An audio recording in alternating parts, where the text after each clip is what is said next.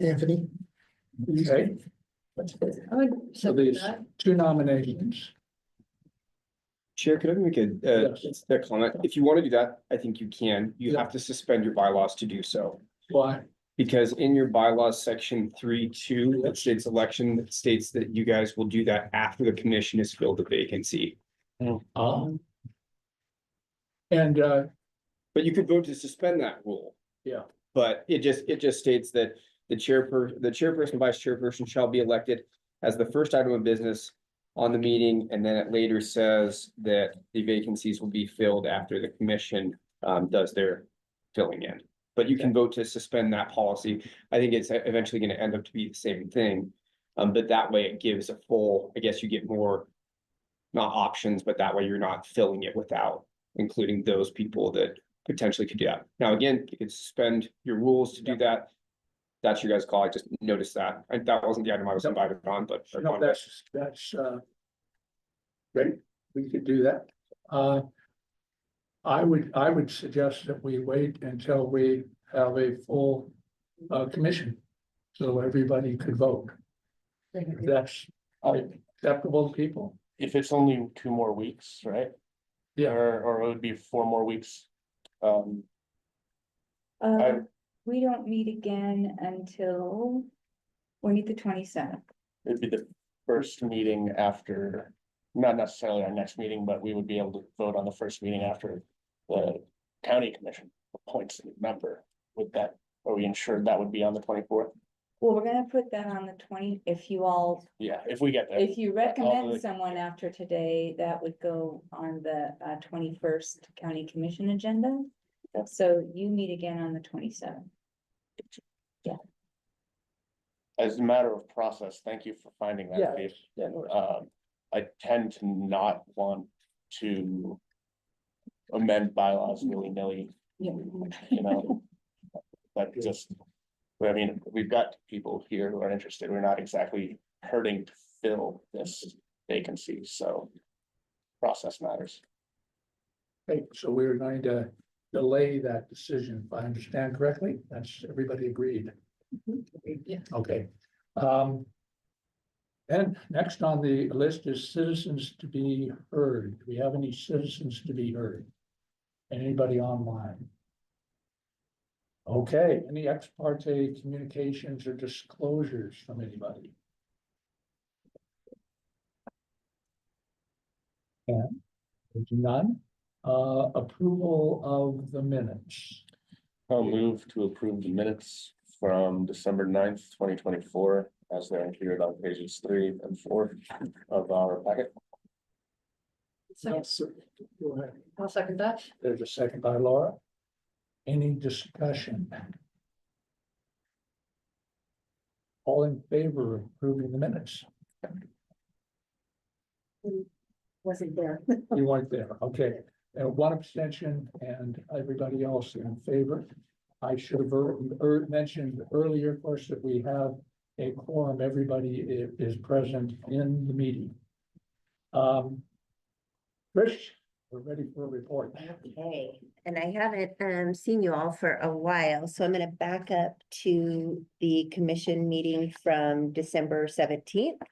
And so there we approved the code revisions for Articles 8 and 9 subdivision. That was approved unanimously. And if I remember, Amy, we did encompass one public meeting within that subdivision process. That is correct. Okay. That was the recommendation from this Right, commission, and you kept that rolling.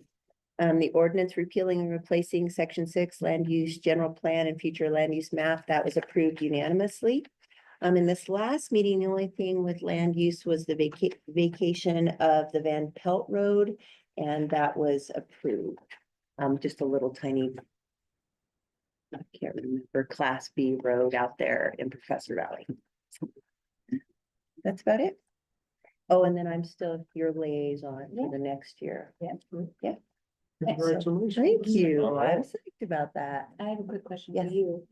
For our 2 applicants that are here, I said I would ask you if it's normal protocol, did they go to the county commission meeting as well, or did they not? I just wasn't sure, so I thought I would tell I've them. never really seen folks at the county commission meeting yet, so That's just my, And that was a yes, sorry. no, I haven't ever really seen people. I'm sure Okay. they're welcome to come. but Okay, yeah. got it. Okay, thank you. Thanks, Georgia. Next item, approval of the meeting schedule for 2025. We just wanted to point out that there's a few holidays. So, let's see, one of the meetings will be on a Tuesday, and that's, Tuesday, May 27th. Because May 26th, Monday is a holiday. And then I put under December 22nd, I put if needed. We didn't need the last meeting in December this year, or in 2024. So I just put if needed. So that's the schedule. Did anybody else see any conflicts or errors? October 13th is Indigenous Peoples' Day / Columbus Day. We do not have that day off here at the county. Oh, man, okay. So I've left it You on got there. I mean, you could certainly, I know, but I'm trying so much.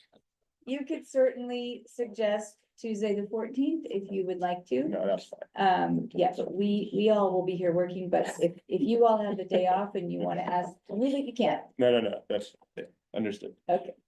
All right, so,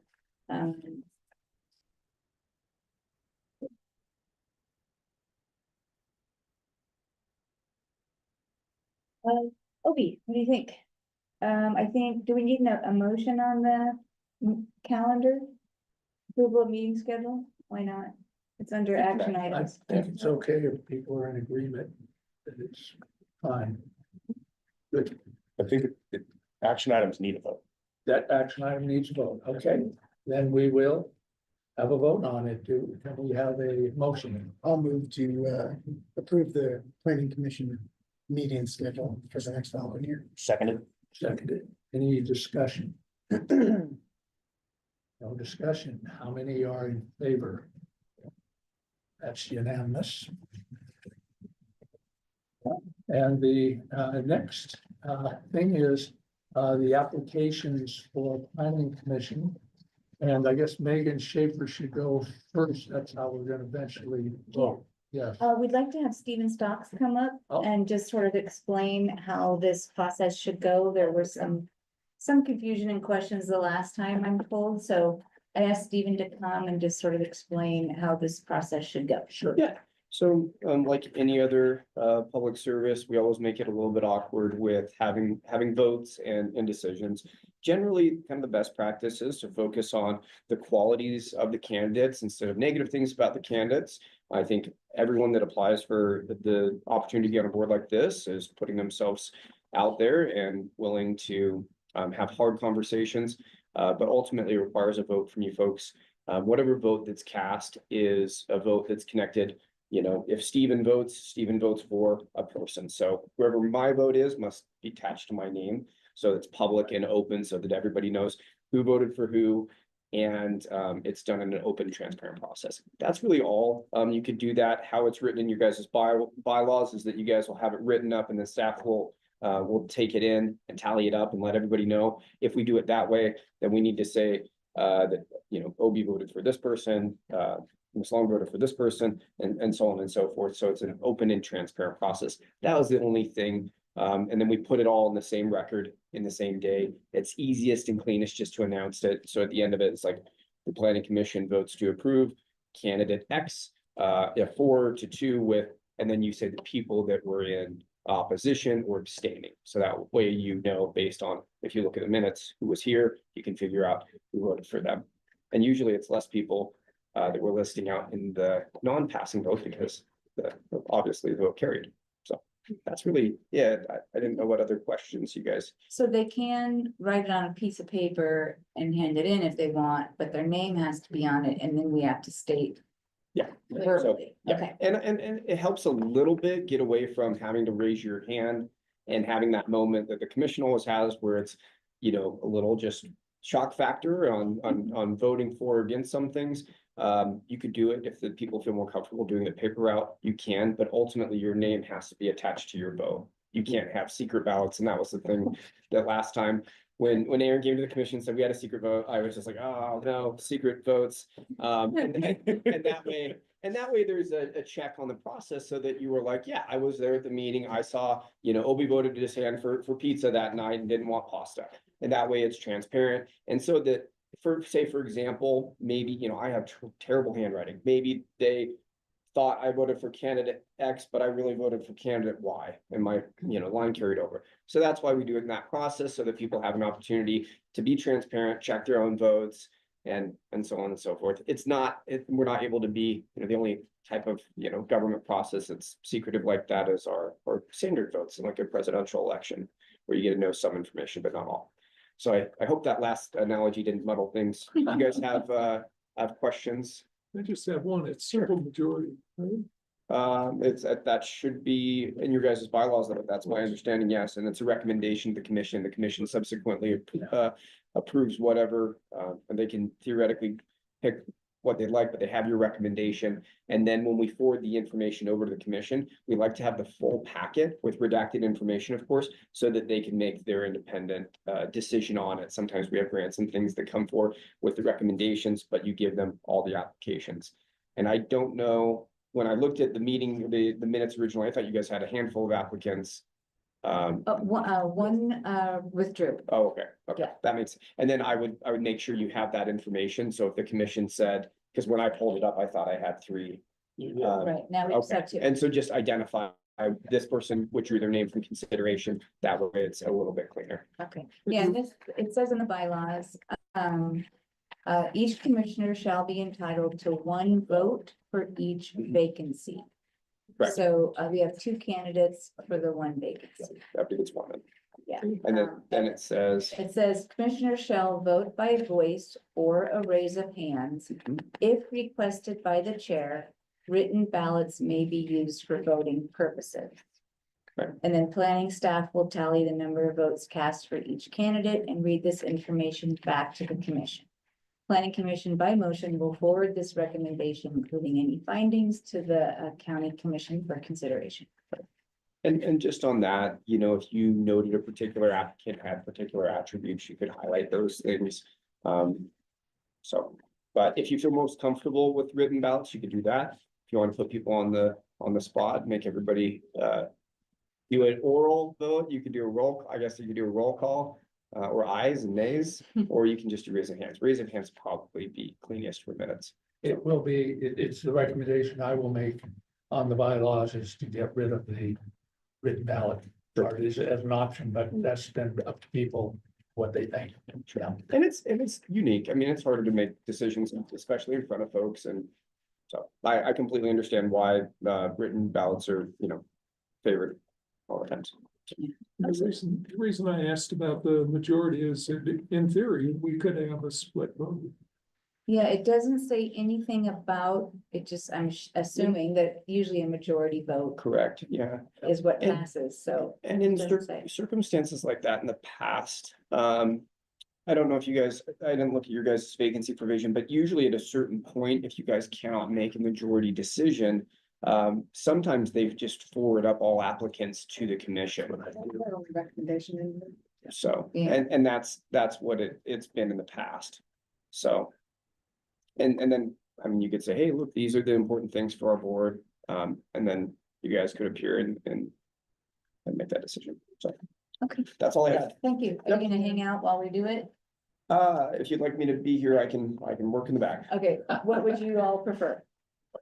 Is it ultimately the chair's decision to do written versus? Yeah, it just, it writes out there that says that it's upon the chair's request that he could have it be written. I'll hang out for a bit. I don't know how long it'll take, but Thank you. it'll be perfectly entertaining. And I will also state, I'm just gonna read this. Also, it says, as you know, we gave the candidates a questionnaire. So they filled them out, gave you their responses, and we did say that we would ask a few of those questions here at the meeting. The way the bylaws state it says at the start of each interview, candidates will be given 3 minutes to briefly introduce themselves and provide relevant information as to background and experience. And then what we thought we would do is we have to ask the same questions of each candidate, so we gave them all the same questionnaire. And then I think if you saw in there, we said we'd ask about numbers 2 and 3, whatever it was I said. So, so that's the process. So we thought we would call them each up one at a time. And so, Megan, why don't you come forward And you had about 3 minutes to just introduce yourself kind of, and then anything that you think are relevant information that's kind of relevant to this job. Sure. So my name's Megan Schaefer. I'm from Monticello originally. I've been working in Moab for 17 years. I've been living here for 12.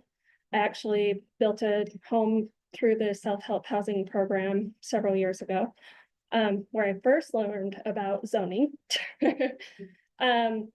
I am a single mother. I have 2 kids who do extracurricular activities in town. I do own a home here.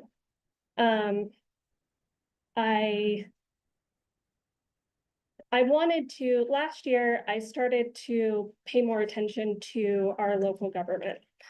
There were a lot of things that I had questions on that I didn't necessarily agree with, didn't quite understand.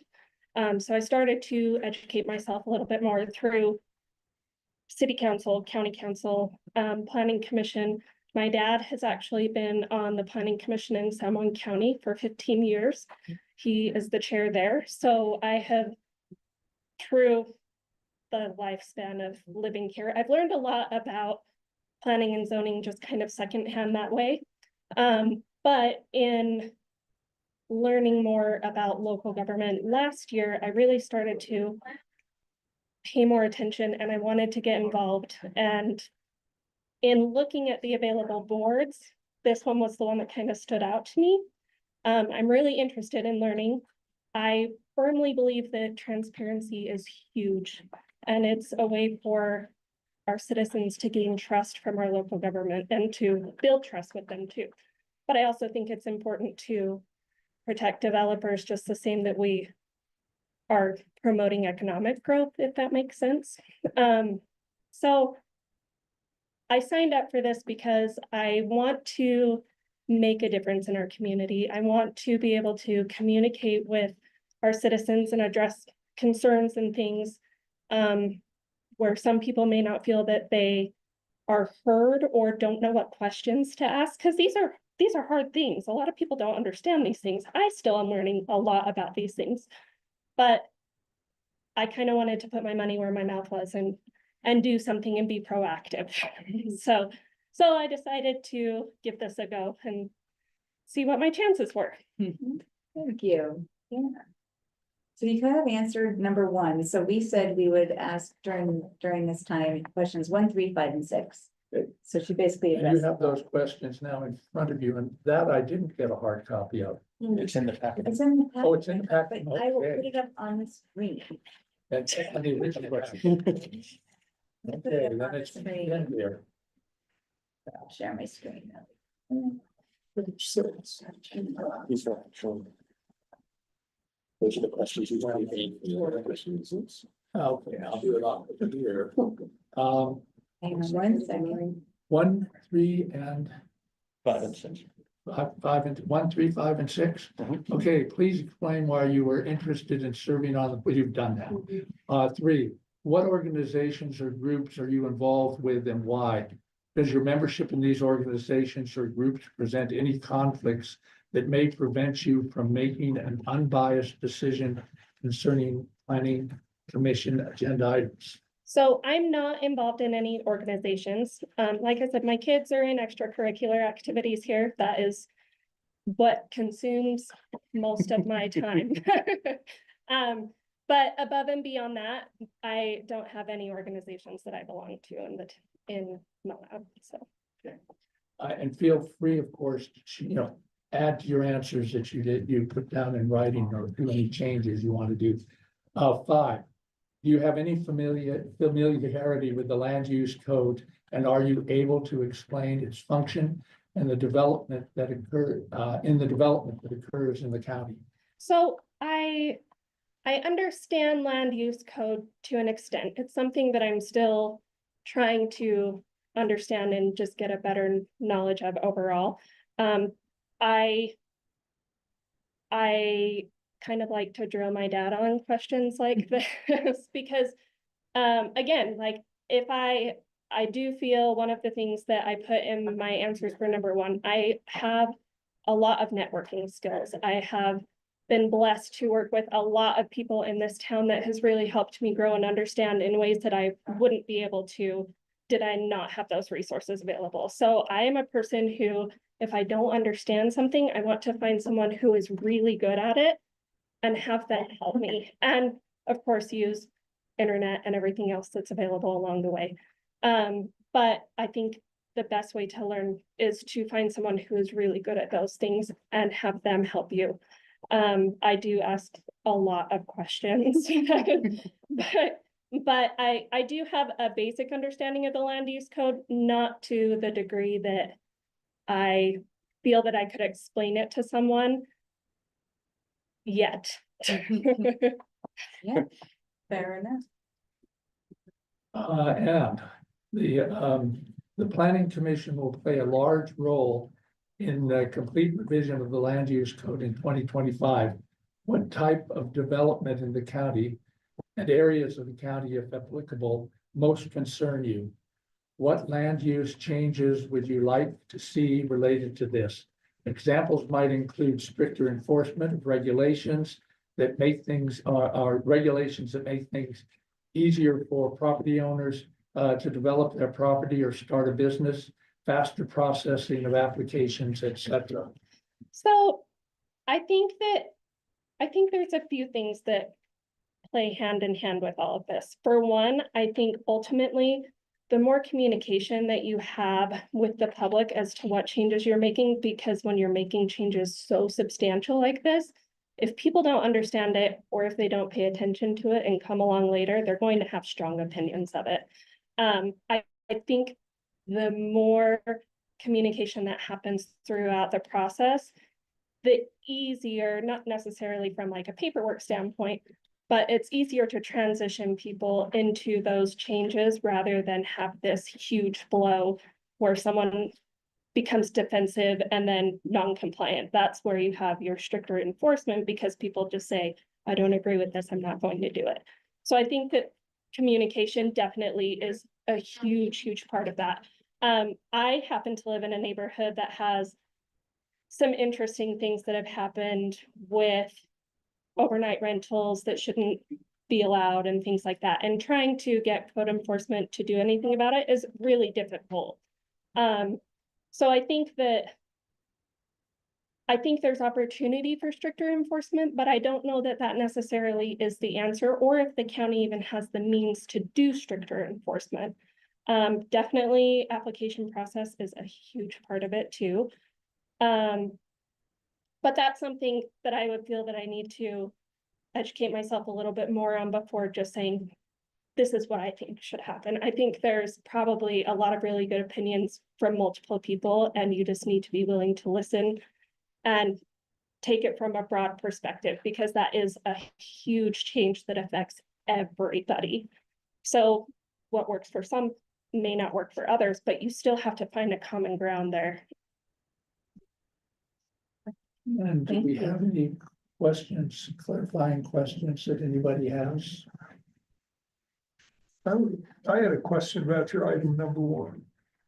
That's you expanded, or you gave a pretty good long answer there about cooperation with San Juan County, and that's something we've not discussed a lot here.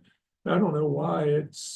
Seems like we got this little sliver of land that people live on in a big county, and it does extend down below the county line. But I just wondered if you could expand on what you meant as far as Absolutely. what kind of specific opportunities do you think there might be? So for one, I like to look at challenges as opportunities, because I think that when you have a challenge, or if we have a problem, there's something to be learned there. There's either something to be discovered, a lesson to be learned. There's something good that can come from that challenge. Spanish Valley is such a strange area for so many people. You have people living right on the border of Grand and San Juan County. You have people living on the city limit and Grand County border. And so there's these weird things that happen. I think, at least from what I've been paying attention to with Spanish Valley in particular, and their attempt to rezone and develop, I see that they're taking opportunities that Grand County is missing or turning down, and they're finding ways to utilize that. I think that there's some untapped opportunity there to work with one another to maybe make it easier for the citizens who live in the valley also. But to figure out a way to meet in the middle and make Spanish Valley more efficient for everybody, so we all experience economic growth from it. But it does require working together and figuring out if that's even a feasible option. But you don't know unless you try. Thank you. Any other, yeah, You say you're a big believer in transparency and accountability. Do you think the planning commission has been non-transparent and non-accountable? I don't necessarily feel that planning commission has been not transparent or not accountable. I do think there are other aspects of our local government that have.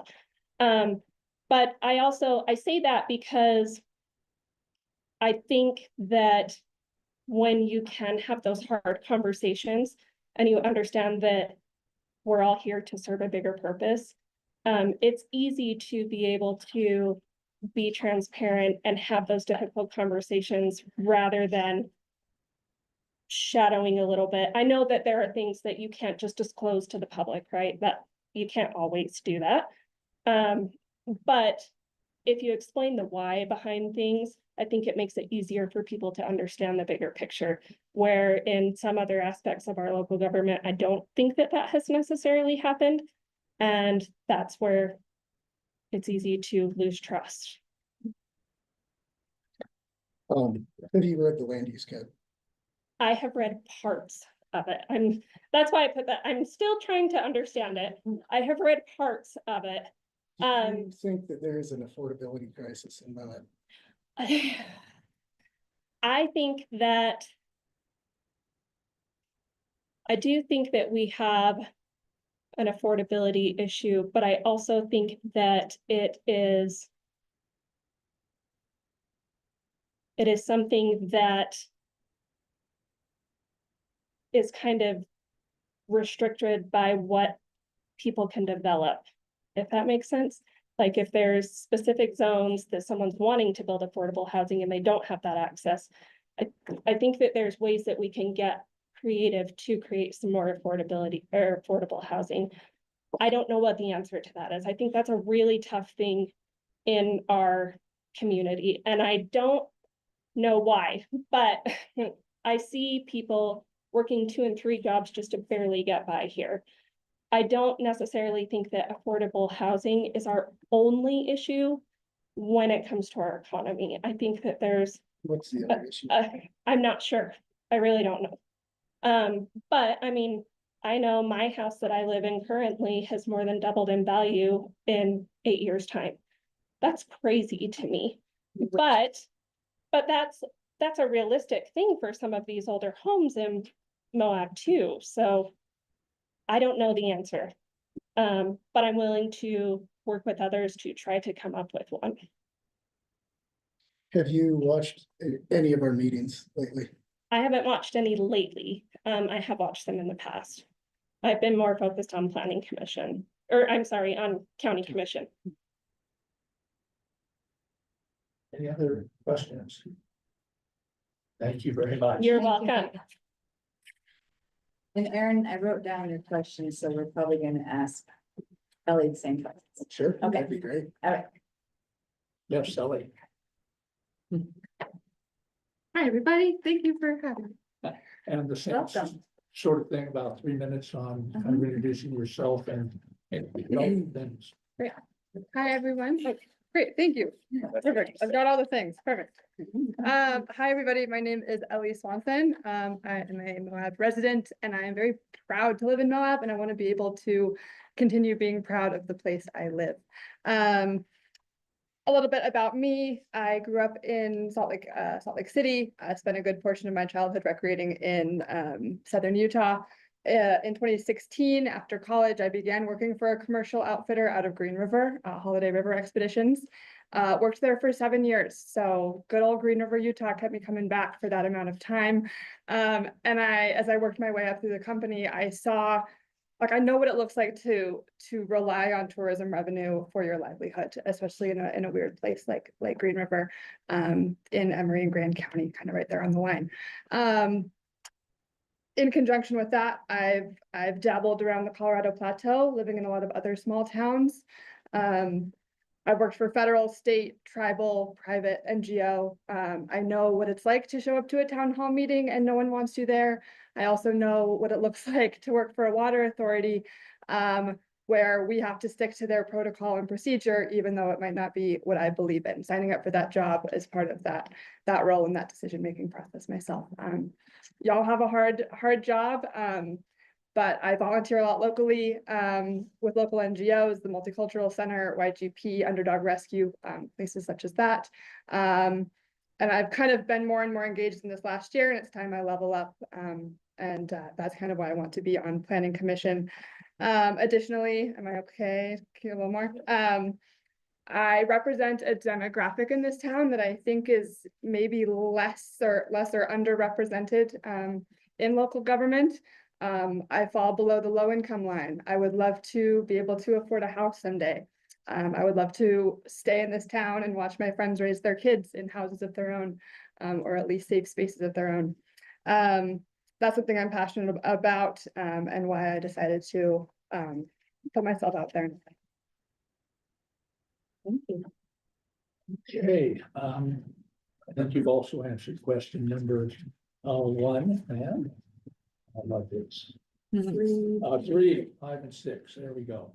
What organizations or groups are you involved with and why? Does your membership in these organizations or groups present any conflicts that may prevent you from making unbiased decisions concerning Planning Commission agenda items? So something to be transparent about is I am an hourly seasonal employee for the Southern Utah Wilderness Alliance.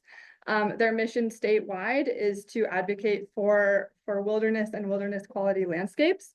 And so while they are involved in the public lands, they're involved in public lands. I don't see a whole lot of overlap between land use code in an urban and WUI, I think perhaps I'm wrong, but it seems like most of what Planning Commission is dealing with is kind of low, urban focused, urban and WUI focused. I'm sorry, what do you mean by WUI? Oh, sorry, like a wildland urban interface. Okay. So, we're focused on zones that are not like wide open BLM land. And whereas my job is kind of more focused on that. I recognize that we do have BLM lands within the county. But in my role within the organization, I am hosting stewardship projects. I'm giving folks an opportunity to give back. I don't see that as being a conflict of interest in advocating for a town that I want to live in for the rest of my life. Okay, do you have any familiarity with the land use code, and are you able to explain its functions in the development that occurs in the county? So I have read the land use code, and I've read section 7 of the general plan on land use. And I am new to this. I don't come with all the answers. But I see the general plan as kind of the compass of the direction we want to take the county, and the land use code is like the implementation tool to get us there. I think it's important to be specific in the land use code so that there's not a lot of room for interpretation between the Planning Commission and County Commission. I think there's a fair amount of qualitative, that's the one I wanted, qualitative values in the general plan. And honestly, the general plan, I was quite delighted with some of that language in there, and kind of found myself thinking, oh, maybe this was someone from Planning Commission who advocated to get these kinds of things in there. I was honestly pretty impressed with it. So what a tool we have as a county. But I think some of that specificity and clarification, just so that we're all on the same page. I think what Megan was speaking to with I guess potential transparency issues might come or stem from leaving things up to interpretation. 6, the Planning Commission will play a large role in the complete revision of the land use code in 2025. What types of development in the county and the area of the county applicable most concern you. What land use changes would you like to see related to this?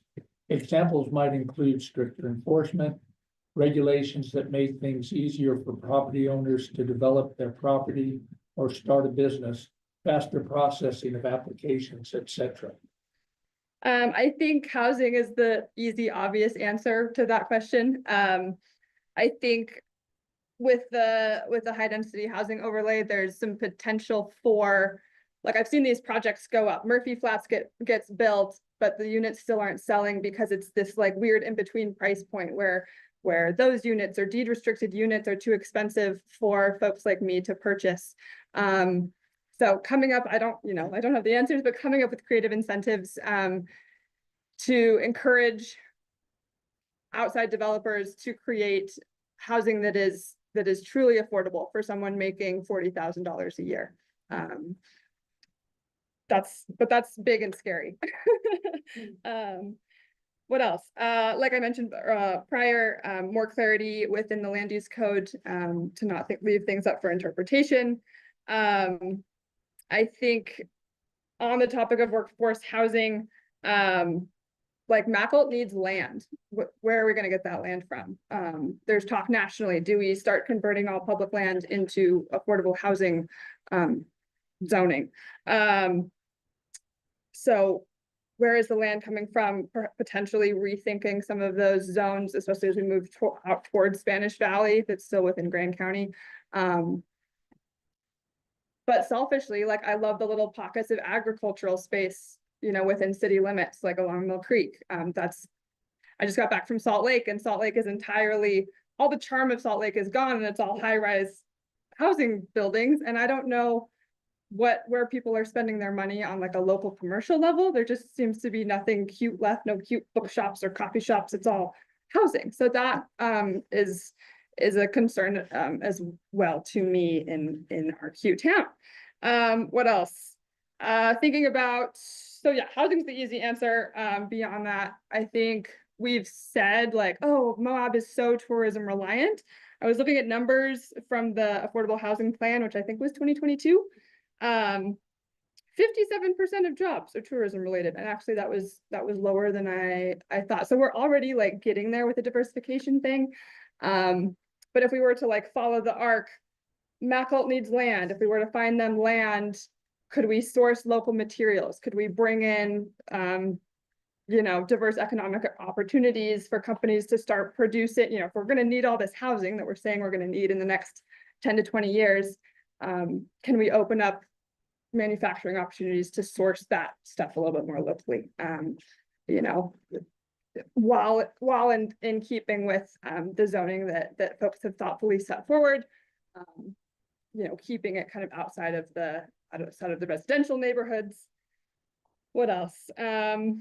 I think selfishly, I would love a more bikeable, walkable town. And on the economic development note, placing little commercial centers within those neighborhoods on a neighborhood scale, I think would bring economic opportunity and just improve quality of life for residents.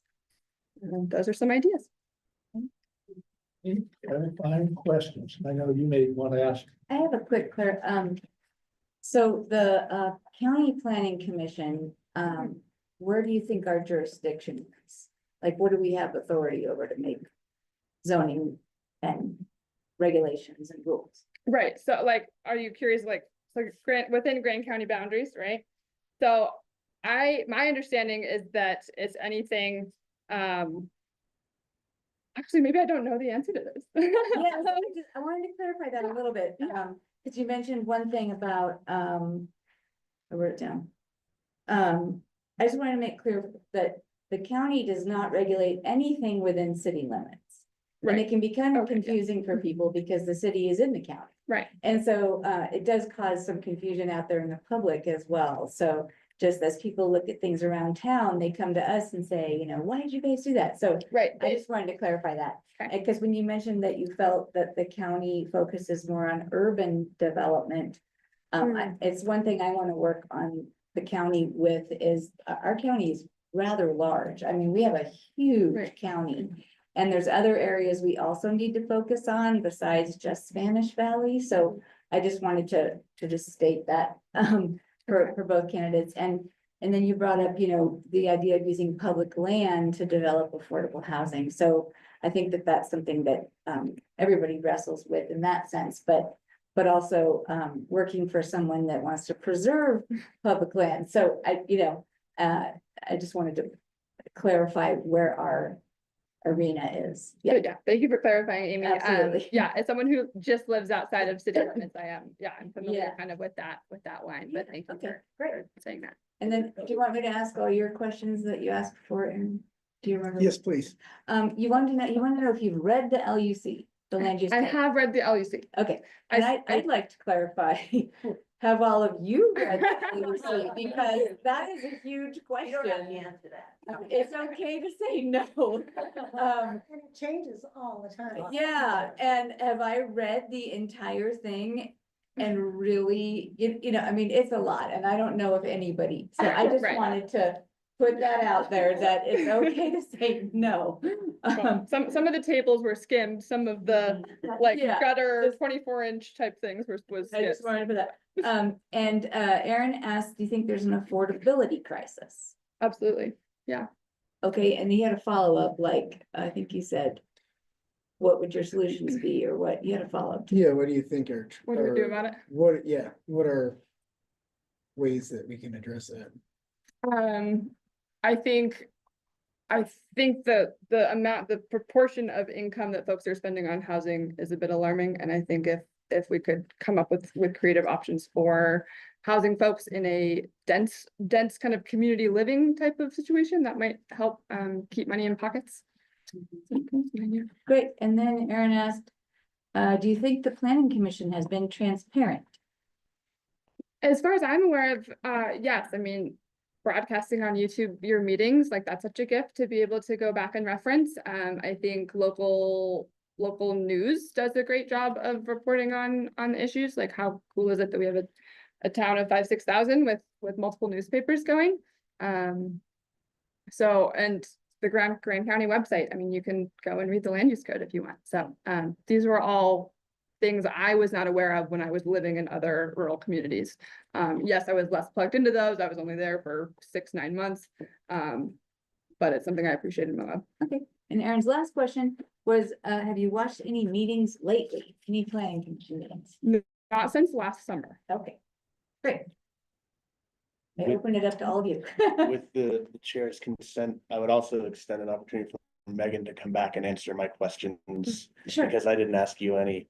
How would you characterize the availability of water resources in our county in the context of our capacity to solve our problems, our capacity to build housing and the resources, the infrastructure resources we need? I notice you've got quite a hit list of water conservation in your application, so I'm curious give me your perspective on water here in the Southwest.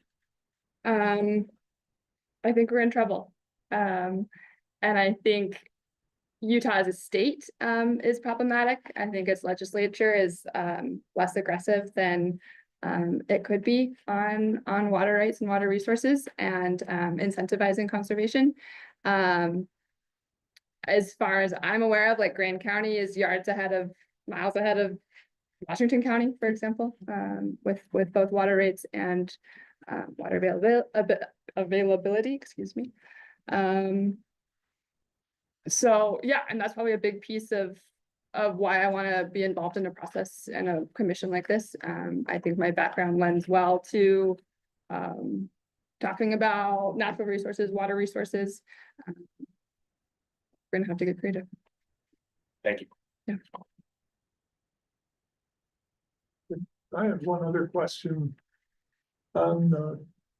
You mentioned that you work for an NGO and I think you explained yourself really well on item 3, and I was happy with your answers. Mhm.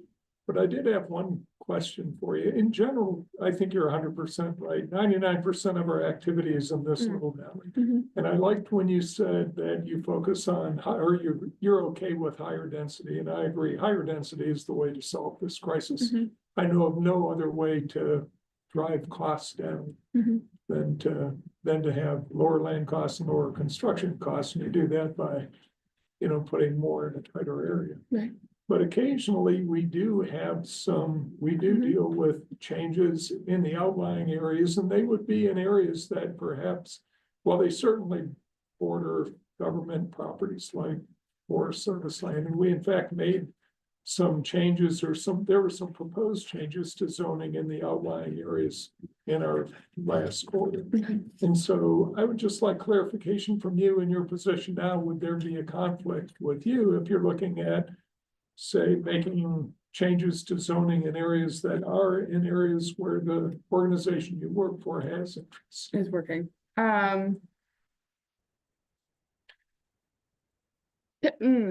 It might help me answer this question if you were more specific about an example of what changed in the last quarter. Be happy to share my personal Okay, example. an of how that- anecdote or, I work in my day job for the Department of Natural Resources. I'm the River Program Manager. As part of my annual conflict of interest with Stephen, I recuse myself from all land use determinations that may directly affect parcels adjacent to the Colorado River. Mhm. So it's not just that, the county commission doesn't have any overlapping jurisdiction with the state land I manage in my day job, but because those lands even abut themselves, we want to avoid perceived impropriety. And so I withdraw myself from decisions along those riparian parcels. And so that's kind of what Toby's. Perfect example.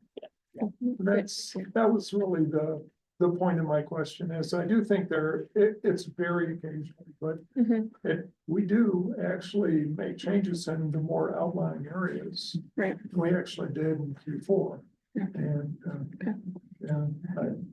Yeah, So I guess to maybe like get to a point of that question is, would you be willing to perhaps recuse, if you were a commission member, would you be willing to recuse yourself from votes in areas that in good faith you have identified as like, oh no, actually, I might work adjacent to that parcel in Willow Basin in the Louie up on the National Forest land, right? There's that's an important part of like transparency and good faith in government, I think. So just that's kind of like the very binary yes, no question at the end of the application, but right. just to kind of phrase that into the question.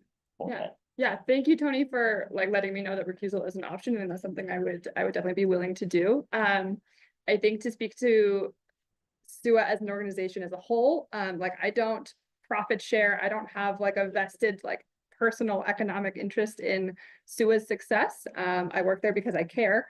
But I'm a lowly hourly seasonal employee whose job could end any second, and I'm still gonna live and work in Moab. On a like my professional role there, it's in collaboration with BLM and Forest Service across the state. And it's, like I said, it's hosting volunteer projects. So that's a pretty like happy, fuzzy thing to do, right? And I'm very lucky to be in the position I am. But all that to say, I'd be happy to recuse myself, and/or I think the vast majority of what Grand County Planning Commission focuses on is either adjacent to or not inclusive of the parcels that I focus on. Thank you. Yeah. Any other questions? Great, thank you very much. Thank you all.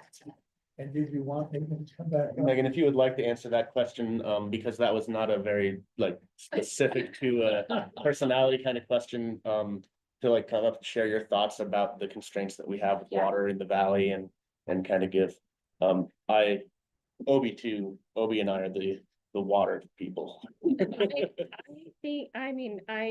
totally agree. I think that we are in trouble. I think that there are things that we need to be very aware of as we're making planning and zoning and just in general county decisions, because our resources are extremely limited.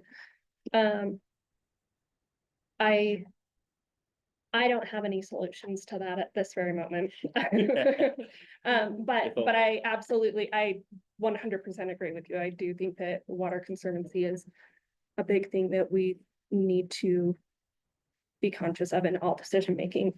Mhm. We would be irresponsible not to do. Thank you. Thank you very Yeah. much. Okay, Sure. I think we are, yes. Add just one thing for everyone. Yes. So conflicts of interest, I'd be just more information for conflicts. Yeah. Generally, whenever there's going to be a conflict with individuals, they identify, and then they can talk to my office, they can talk to Amy, they can talk with commission admin. It's better to be, open once you identify the issues. In the past, we've had people that are very, it's actually at times easier when people are very self-identifying on things that they're passionate about, because then you can obviously say it's easier to kind of like identify and say, hey, look, you're anti-sugar. It's going to be really easy for you to not kill once we know you're anti-sugar, then you can't do sugar plant, whatever it may be. But I wouldn't think of that as something that's necessarily limiting or a good thing. But the more that people are willing to disclose, the easier it is, and it becomes just much easier. So I just wanted to note that if you guys run into conflicts, you can bring them up and just approach them. And then disclosures are due on the 31st of this month. So a shameless pitch to also remind that. And so, Thank you. yeah. Thank you, Steve. Thank you, Pat. Okay, we're ready to vote. Remember, we have one vote, and we're gonna vote in alphabetical order according to our rules. And after we vote, then we actually have a vote on sending the recommendation to the county commission, as I understand it. So first, we're gonna vote on the candidates. How many people are for Megan Schaefer? 2, got names there. How many people are for Ellie Swanson? 3. And are you abstaining then? I'm just not very. Just not voting, okay? Okay, so we have a candidate that received the majority of votes. Do I have a motion that we can forward this recommendation to the county commission? We can discuss this motion after it's been made and seconded. We have somebody who wants to make a motion to send this recommendation to the Make a county motion commission. to send this recommendation. Is there a second? Second. Discussion, if there's any. I want to just kick off the discussion by addressing both of these applicants. I made my decision very specifically because of my interest in the resources that I think are most important. I want to be very clear to Megan that I think you're an extremely well-qualified candidate. And I was very pleased with all of your answers and your experience as I was listening to both these applicants and characterizing the good qualities that they both bring to the table. I viewed 2 great possible outcomes, improved collaboration with San Juan County and a person who has demonstrated knowledge of water and water resources working in river communities and things like that. I voted specifically based on my own interest as a council member who tries to bring this commission more toward water conservation and land conservation topics. That's not to say that collaboration with San Juan County isn't important, but in my own schema and triage of values, that's simply what the slant that I want to bring in. So that is the justification for my vote. That is not at all to say that we wouldn't love to have a person like you in better collaboration with San Juan County. It is triage process. So thank you very much. It's incredibly vulnerable to put yourself out there, and it's breaks my heart every time we have more than one person feel called to service and we only get to pick one person because it's gatekeeping service, and I hate that. But it is like the most difficult part of the obligation is that we only do get to choose one person to do it. Sure.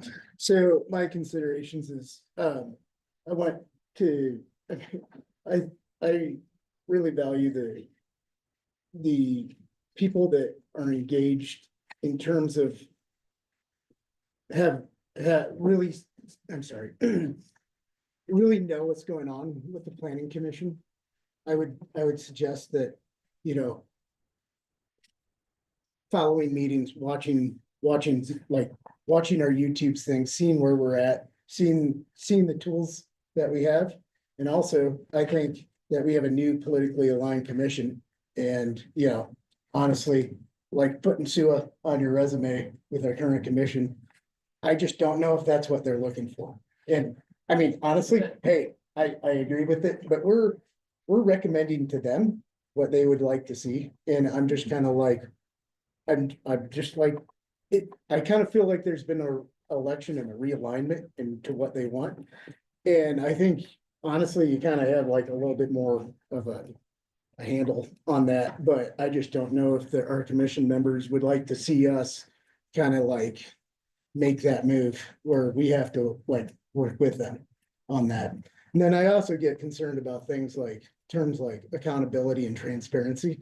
I don't know if like sometimes I wonder if that's like a dog whistle for certain issues of like we're doing things like I don't know. I wonder about that on there. So that would explain my vote on that. But I think we have a lot of like institutional, like there's this mass that we have going forward that's really important with our future land use code. And I feel like it's gonna have to be, somebody's gonna have to jump in there really knowledgeable going forward.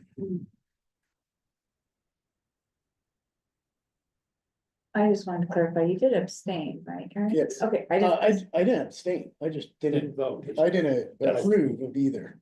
Isn't that's abstaining? You abstained from voting. Sure. I just wanted to make, okay. Cause it confused me a little bit when you said that's why you voted, so I wanted to make sure we didn't get that wrong. So I just make sure, okay. But I just want to make, the reason I voted for Megan was because she's a little, seems to be more involved in the community. She has children in the school, she works in the grocery store, wherever he goes, and I just feel that's just, being more involved in the community, although she doesn't know everything, you admitted that none of us know everything. And it changes constantly, and for something like that to happen here, to give that community a little bit more, or her voice to that was my reason for her. She's very, very qualified, both of you, I would almost quit just so both of you could be here. But not quite. I want to get a land use code written. That I have read. Might Many be the most times. knowledgeable. If I could make a comment too, just thank you, both of you, for being here. You've done it. Both of you are just exceptional candidates. And I know it takes a lot to sit in front of the group here and put yourself out there. I mean, you both did a great job. And I will just simply make a comment. I'm probably pretty close to Tony. I have a real love and concern of protecting, and this is this interesting thing. Yes, indeed, we do have Spanish Valley, and that's much of our concern and parts of the land use code, but we have the rest of the county. And those things can involve water and how much development should go in there and WUI concerns. It's very important for me. So, you know, I've got this kind of orientation that this is going to be an important issue. This is where our tourist economy goes, right? I mean, this is why we have this tourist economy, very important. I would say to Megan, though, very strong application. And a thing I often tell people who don't make it, because that happens oftentimes, is, you know, there's a county commissioner who just recently retired, and the first time he came in front of the planning commission, didn't get it, right? And then got on the planning commission. And we have somebody else who was recently chair of the planning commission, same scenario, didn't get on the planning commission the first time she came up, made it onto the planning commission the second time. So I'd simply say, you know, don't give up that process. It's an interesting process. Yeah, I voted for Ellie. I think I was nudged to be on the planning commission by a handful of people. Housing, I think is really important. I think the way you described that resonated with me, and same with the people that sort of were nudging me to be on this commission. And like walkable, likable, that hits home with me as well. Yeah, and I just think that that's a perspective that, in my opinion, there's a lot of people in this county that also kind of are feeling that's what we need, so that's why I voted for Ellie. Any further discussion? Yes. Just gonna mention to the commission, I talked to Quinn, the deadline for any items that you guys want on the agenda is for tomorrow. So if you guys were able to get a letter together and the recommendation and push that up by tomorrow, then it'll be on the next commission meeting. So I didn't. That's very helpful. Yeah. Thank you. Yep. Did we vote on? We have not voted yet. So we're voting on forwarding this recommendation. I think it was, Yes, it's been seconded and, I second. oh, Yeah. sorry, and, Laura and then Jerry. and so we are, I guess, ready now to vote on forwarding our recommendation to the county commission. All in favor? That's unanimous. And we'll try to work out how I can sign something. Yeah, Can I sign something with an electronic signature? yes, you may. I can ship that to Okay. you, so we can get it done. Okay, Okay. Okay, planning commission bylaws. yeah, so it does state that every year we are to either adopt the existing bylaws or look at changing something. So we wanted to put this on here because as staff, we noticed that there's some outdated things in here. The last time this was adopted was 2021. So as we were looking through it, we thought, okay, there's some things that probably need to change in here. So our recommendation is that maybe we take some time to make some changes to this versus just adopting it again the way it is. But I wanted to just sort of open that up for everybody to talk about and think about what you want to do. You're certainly welcome to just adopt them again as is. If you want to spend some time working on it tonight and saying, I know I want to just change these things and you want to be done, we can do that too. So I don't know if you've all had a chance to read them. So we're just open to your suggestions and what you think you'd like to see changed in them, if anything. So we'll just open that up. I have two changes. That I'd like to see, and of course, it's gonna be hard for me to find them, but in section 3.2 on elections. Okay. For the chairperson, down in section C, it says nominations shall be by oral motion. At the close of nominations, the commission shall vote by voice vote upon the names nominated for the office. I'd like to get rid of, if requested by the chair, written ballots must be used for voting purposes. I believe, Steve didn't say it, but I just think we need to be brave enough to vote in public of who we're voting for. And that way it gets recorded. It is this kind of language, which I'm gonna ask to be removed from another voting thing. It's this kind of language that led me to believe, hey, you can have it, you can do it written ballot, and then it doesn't go public, and it's what got Aaron in trouble sitting in front of the county commission, who voted for who, right? Well, I don't know, it was a secret ballot because I read this as being a secret ballot, and it had been a secret ballot every time we voted, as far as I knew, whenever we voted that way. Now I'm going to, it then comes up in section of 4.3 on voting, saying the commission shall vote upon the names of the candidates in alphabetical order. This is for what we just did. each commissioner shall be entitled to one vote for each vacancy. Commissioners shall vote by voice or raise of hands. I just want to get rid of, if requested, the chair may have these written ballots. So that'd be my two things I'd like to see changed. I generally concur. Well, then the next section, planning staff shall tally the number of votes for each candidate. Oh, yes, we don't need the planning staff, then that's exactly right. Well, The next well, paragraph. Oh, but that's a Again, little different. incredibly That's a little myopic. different. About process. Yep. Amy's still tallying them, whether or not it's a Yes. voice or in. That's exactly right. I agree. That's, Agreed. yeah, agreed. Leave it in. Incredibly myopic. I mean, is there any benefit to have written ballots for voting at all? Chair.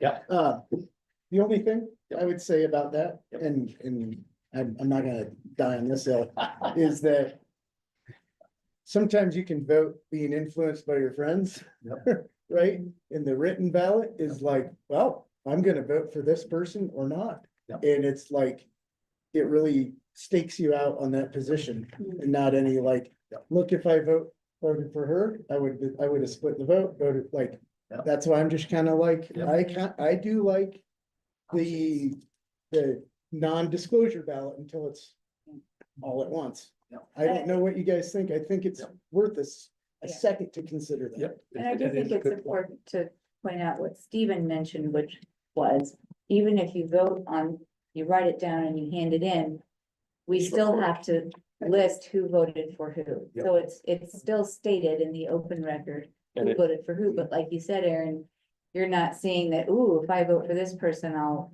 break that tie or And I'll make I that. would like to Again, think to I'm get- stronger than that, but I To get have been influenced. Yeah. really granular, both 3.2 and 4.3 use the language may be used for voting purposes, not Yes. shall be. Yeah. Which to me implies that if it were suggested by the chair, there would be some sort of straw poll or consent vote by the body to determine whether or not there's going to be used, because how is that determination made when Yeah. if may implies determination, so what? You could add, to be voted on by the entire I'm- commission. The process of how that may be is implemented, I'm not hung up on, it's just saying it like, it does not appear to me that the chair has the power to force a written vote. Or rather than if requested by the chair, it could be if requested by a member of the commission and voted on. Yeah. That Little might bit- be a better way to do A it. little bit clearer. Yeah. Okay. I think you're right, Aaron. It does change the dynamics slightly. I feel like I'm kept a little bit more honest if I don't know how you guys vote. If we do that, I think we need to put something in about the tally shall be reported and how it gets reported by name. Well, that's what we were saying. Yes, We have to Right, do that. then have to do that, but it's not in, you know, I think it, when we just having did it this the written down. last time, Giving, it apparently didn't says- get forwarded. It says planning staff Yep. will tally the number of votes cast for each candidate Yep. and read this information back to the commission. We have to read it out loud. Okay, Okay. and then it wasn't, but we got a little bit in trouble because I guess we didn't know. You didn't read yeah, that. we did a vote and then like we didn't know. We didn't know. Who voted. for Yeah, what. But we it was there for the. It's in the bylaws and Yeah. apparently at that time, Yes, Got it. staff was not aware of what that said. okay, So- got it. But it's in there already that it has to be read aloud.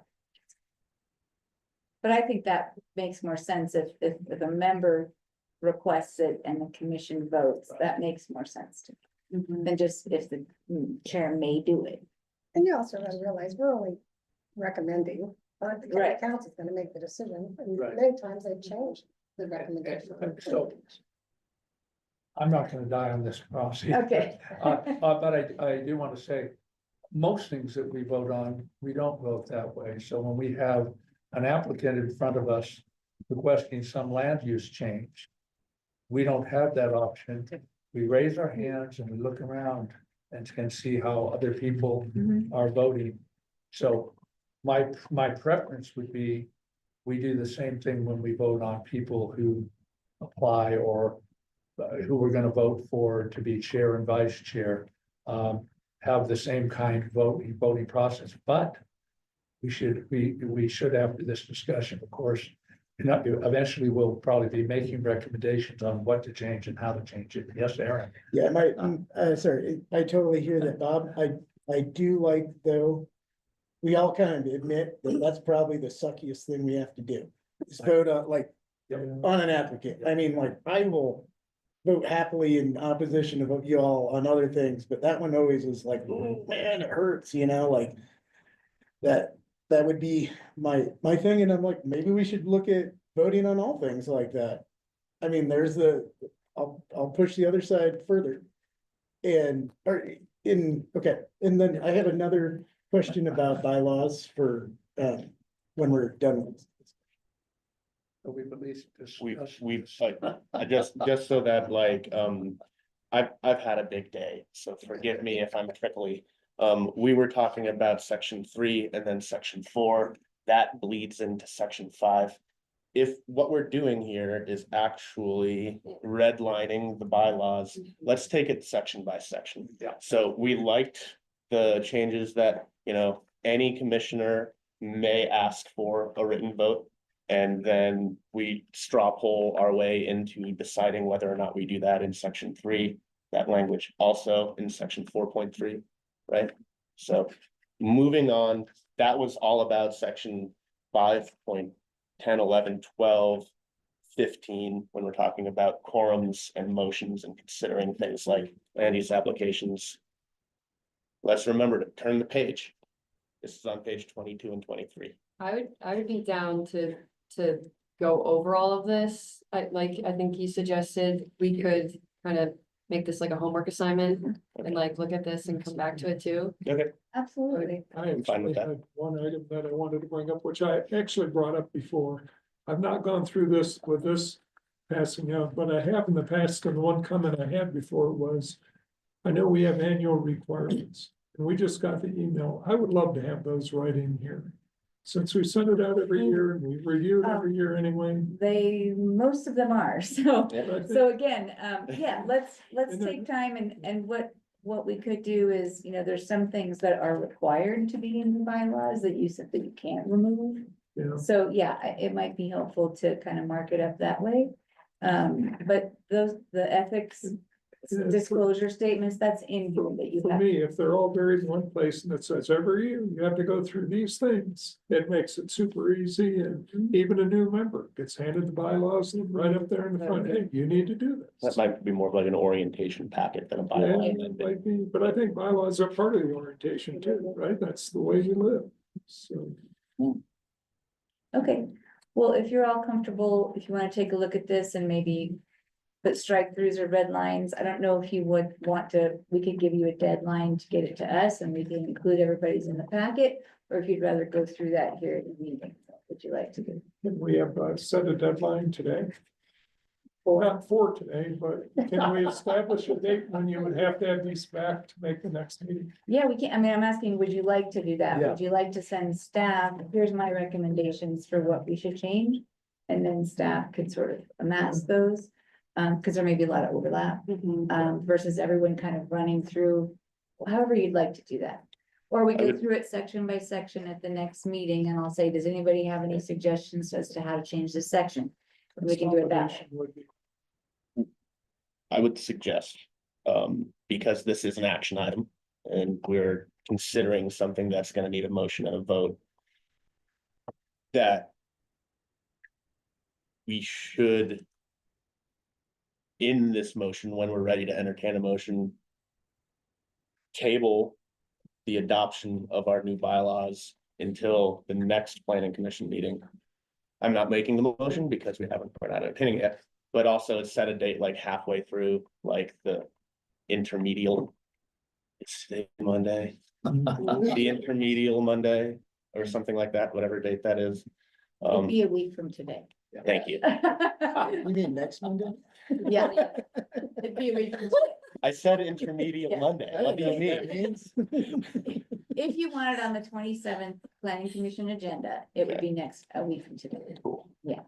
If you don't want it to go till the one in February, then you've got more time. I think it'd be good civic process to not wait that long. Okay, well, I'll let you guys Yeah. decide. So can we make a motion then? Yeah. Do you mind if I attempt? Go for, yeah, yeah. Mhm. All right, I I'd like just, to make a motion that. Each of, that we postpone the amendment or the vote on the acceptance of the bylaws until the meeting of the 27th. And that commission members who have modifications or amendments or changes to the bylaws that they would like to see made. Pass them to planning staff on or before the 20th, Monday, the 20th of January, so that they can consolidate those, changes, proposed changes. And send out with, agenda for the following meeting. I'll second that, Grease Lightning, Jerry. That's pretty good. Any discussion on this motion to table? So we would be sending an email to Amy about concerns, and then each one of those things could be like line item. Okay, just to make Yeah, I sure. could just say, in this section, these are the proposed changes. Yeah, Frank is just- bylaws. Following the second, Would it, sorry, would it be like a discussion for each section while you're, okay, yes, absolutely. I- Just, I've always wondered this too, about, and this kind of ties in with our bylaws. When we send out, I know like if there's more than 3 of us, now we have a quorum. How's that work with email? So same thing. So that's why often when we send you all an email at the same time, we say, do not hit reply all. Oh, we're not supposed to. No, you can have a Yeah, I do that. quorum on email. Okay. So, yes, But we can do so, it. so if there's an email that includes all of you, you are typically supposed to just say reply to staff, not reply all. Because once you get a quorum on email and you start discussing things, it's more, are you discussing, debating, Yeah. things that really should be in an open meeting, not in an email, right?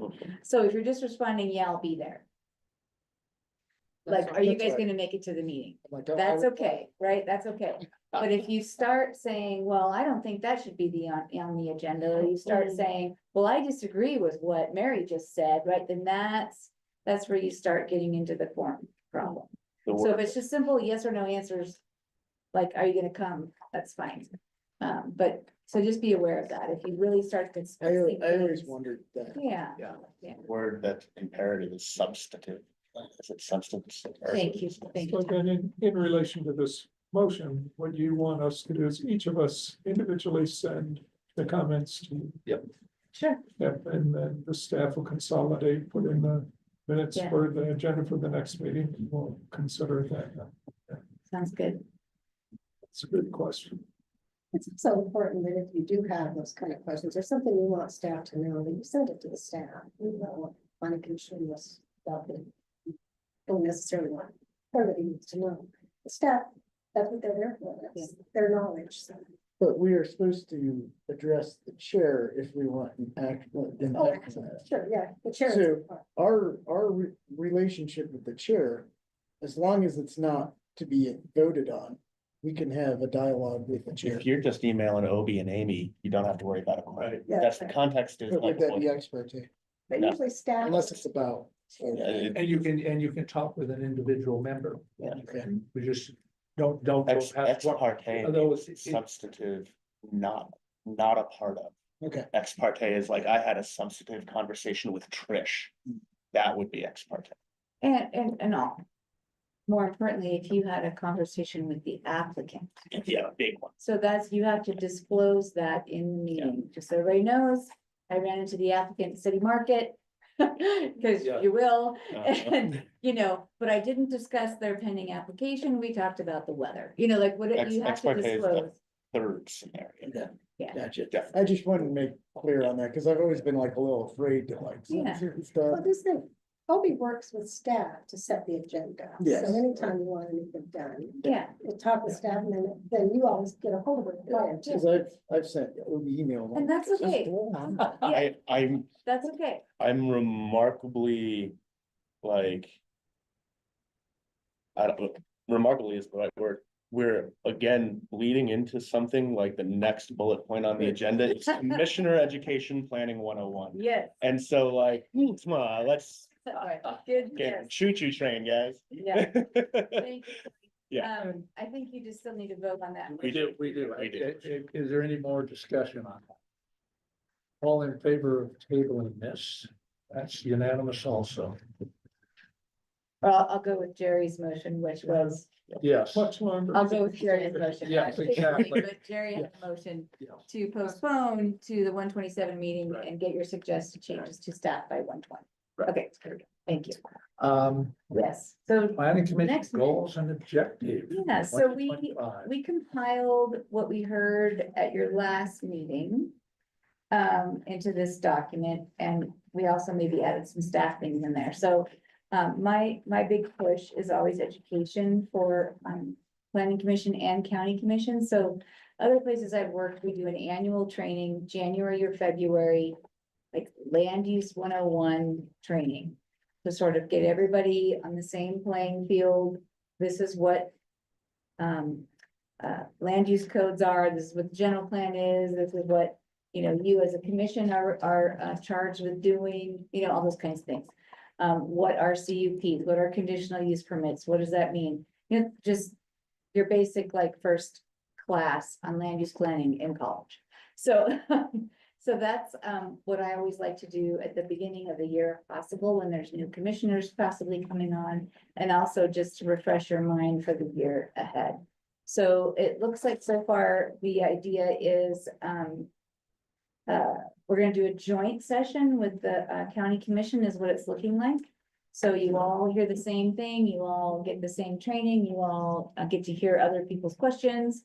And so we're working on a date for that. So often when we do a joint session, it's the day of a planning commission meeting or the day of a county commission meeting, so people aren't having to fit more meetings into their schedules. So we'll let you know, which you might have to if it's on the day of county commission meeting. So we'll look at that and see what we can do. And we're gonna either have somebody from the Utah Association of Counties do the training, from the ombudsman's office, or our Bart Kuntz is one of our, I may use the wrong language for this, but he is now one of our contracted attorneys through the attorney's office to help us specifically with land use issues. So he may come and do the training. So I'm working that with the attorney's office on who we ultimately choose. It was also brought up Thomas Eddington from CBZ. Could also come, he's a teacher at the University of Utah in the master's program in planning. So he's willing to come do that as well. So we'll figure out and we'll get that scheduled. Doesn't the state have a requirement that all? So there is a requirement for various things for training, and one of them is the open meetings training.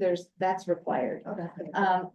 I tried to push in the budget. I like to have a planning commissioner training budget line item. I didn't get it this year, but one of the reasons I like to do that is the American Planning Association is a national organization. And each state has a chapter. So there's a Utah chapter of the APA. And they do a conference, usually twice a year, all the chapters do a conference. So Mikkel and I went to the one in Provo in the fall. And there's specific planning commissioner training at those conferences. And it's great. And you get to meet other planning commissioners and hear what's happening in their areas. And it's a really good thing. So you could always choose to do that on your own. You'd have to pay for it yourself. It's not super expensive. We get a better, cheaper rate if more than one planning commissioner wants to go. But without having that training money in our budget, you would have to be on your own for a hotel. Yeah, Didn't the state, I mean, didn't the county used to have? Apparently They it wasn't trained once a year in April, and everybody went. for where, I'm sorry, All Mary. the community, the county, the county, because it's a state requirement, had that training.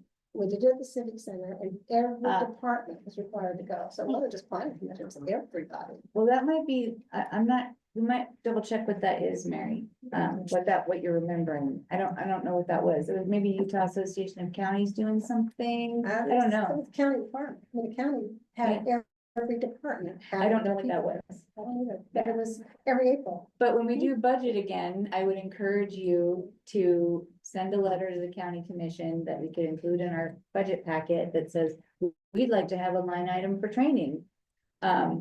We do already in our budget, we didn't get as much as we wanted. Because I think it's important for staff to go to annual trainings. And so oftentimes what you'll do is, you'll choose 2 commissioners a year. Like 2 commissioners to go to this conference, 2 commissioners, kind of spread it out. So you're not all going to, but you're sharing what you've heard and what you've learned. So I love it when you can send 2 planning commissioners to one of those conferences at a time, right? Because we usually can't afford more than that, unless you're willing to pay for yourself. So that'd be my goal for the next budget round, but we'll let you know when the next one is. It's a great training. Utah Association of Counties does great training for planning commissioners. I ordered you guys a book for free and I left it in my office. It's a specific book for planning commissioners that the Utah Association of Counties puts out. It's a great book and it's updated. They updated it. This is the one for 2024. I think it's been around a long time. So it's about this thick.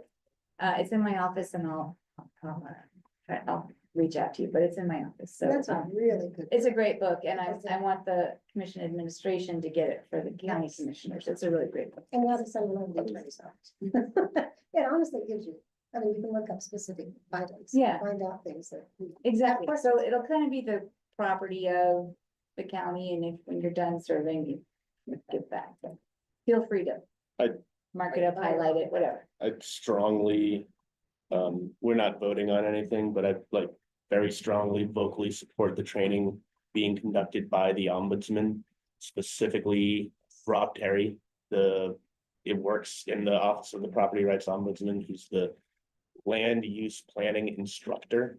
He's a third party neutral government bureaucrat, and I very rarely compliment the intelligence of bureaucrats. But Rob Terry is one of the smartest people in the West.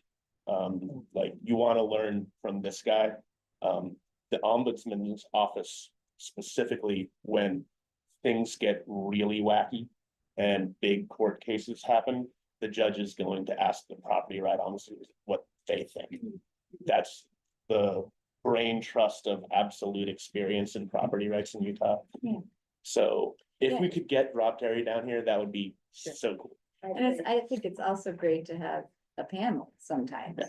It's nice to hear different thoughts on that. So if we got the ombudsman and someone from UAC and from, you know what I mean? It's also kind of nice to hear that. Yeah. So, but thank you, Tom. Craig Call started it. Oh my God. Yeah. Okay. Maybe one request for that, you would do that. You would also have that available on YouTube, I guess. It would be an open public meeting because Yeah. everybody would be there. The public will not be allowed to comment. It's just an open public meeting. It's a workshop. So, Just thinking. well, yeah, Travel schedule is not good, so I don't know. Oh, if I you could be there in person, participate. But I would love to be there. absolutely. Absolutely. Yeah, you can participate via Zoom. Yeah. Okay, and we had the bylaws on there, which we have already talked about. We've got, the commission said they wanted to have housing as a goal for 2025, so I think it will be a good idea to, I just wrote down the 3 things that I remember some people talking about, but one was incentives, how do we come up with better incentives?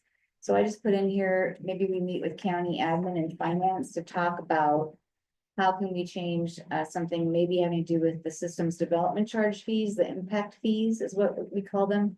Can we include a small fee towards housing impacts as part of those? So these are all questions. Is there a possible tax abatement? There, lots of places do it where you don't have to pay property taxes for X number of years and then it ramps up till 10 years or whatever the formula may be. So again, that's involving other departments, but I think it's good to we could invite them to one of our planning commissions and ask them to give us their input and their thoughts on that. So any other incentives, but what we could do is just kind of have a workshop. This is one of the goals that we've sort of set for 2025.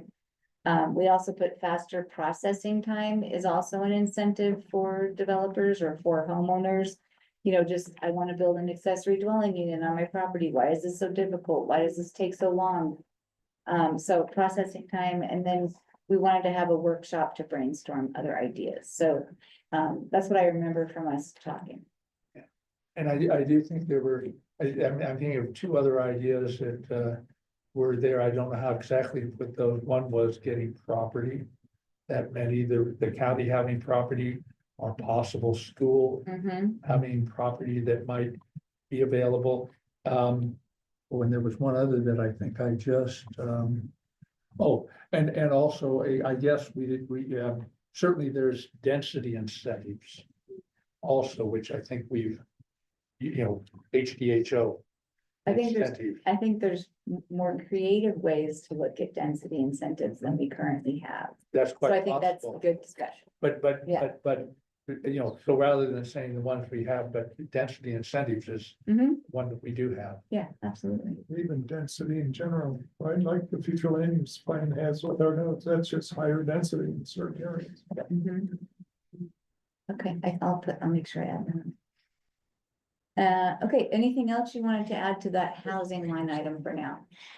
Okay, and then we also had code revision. So as you know, we've got the big land use code revision happening. So we will be working on setting up subcommittees.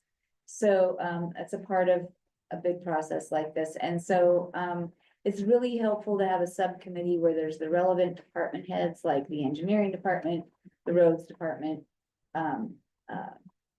the attorney's office, any of those things. I like to have a county commissioner on this subcommittee, a planning commissioner on the subcommittee, and some citizens, and probably someone from economic development. So we'll be working on setting that up as we move forward. I'm trying to get the request for proposals done. So the way that works is we have to put out a request for proposals out to the public to find the consultant. So there's a whole process to that, but we put together the RFP, the county commission gives it the go-ahead, we advertise it for a set period of time. And then there's a subcommittee that reviews all the proposals and chooses, and then it goes back to the county commission for final approval. So it's kind of a process, but we're wanting to get that rolling pretty quick. And then once that consultant is chosen, they will certainly have ideas about how this process should go. Who should be on subcommittee? Should there be subcommittee just for housing, a subcommittee just for, so we'll get into that. But just know, as we talk about this year, there's probably gonna be more meetings than usual. And if you have available time to be on some subcommittees, it's really helpful. So it's a lot like the general plan process, but it's even more involved.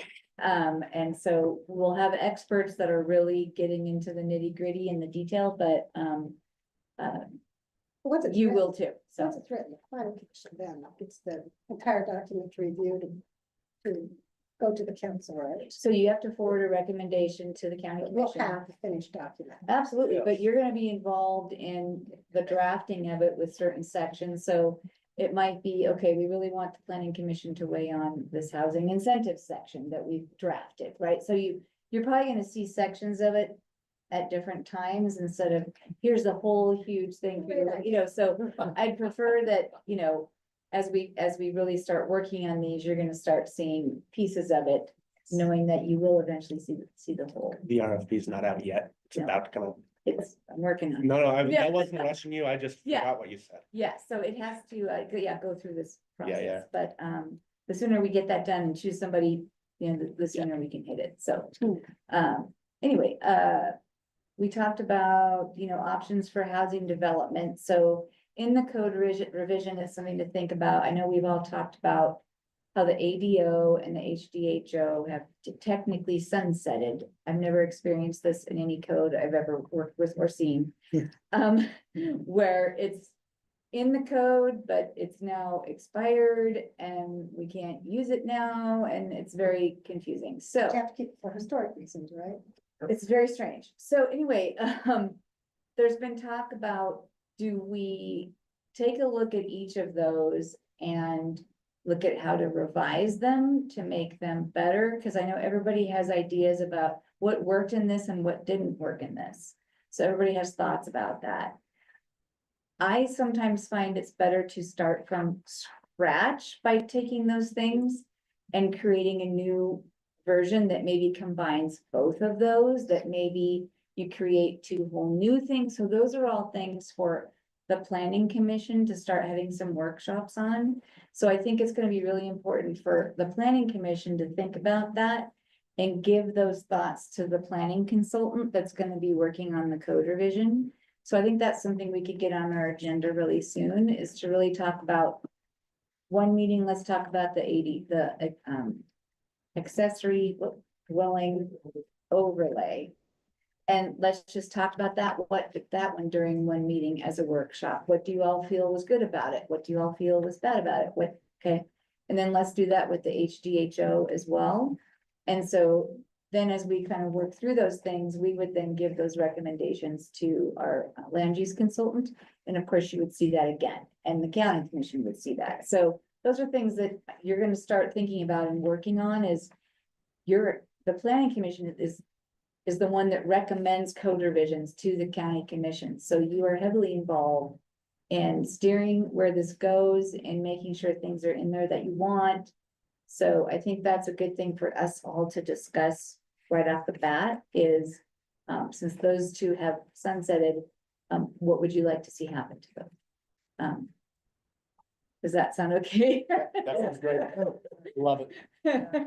So, Aaron's looking like, I don't know. no, I got it. Okay, Some questions. yeah, go ahead.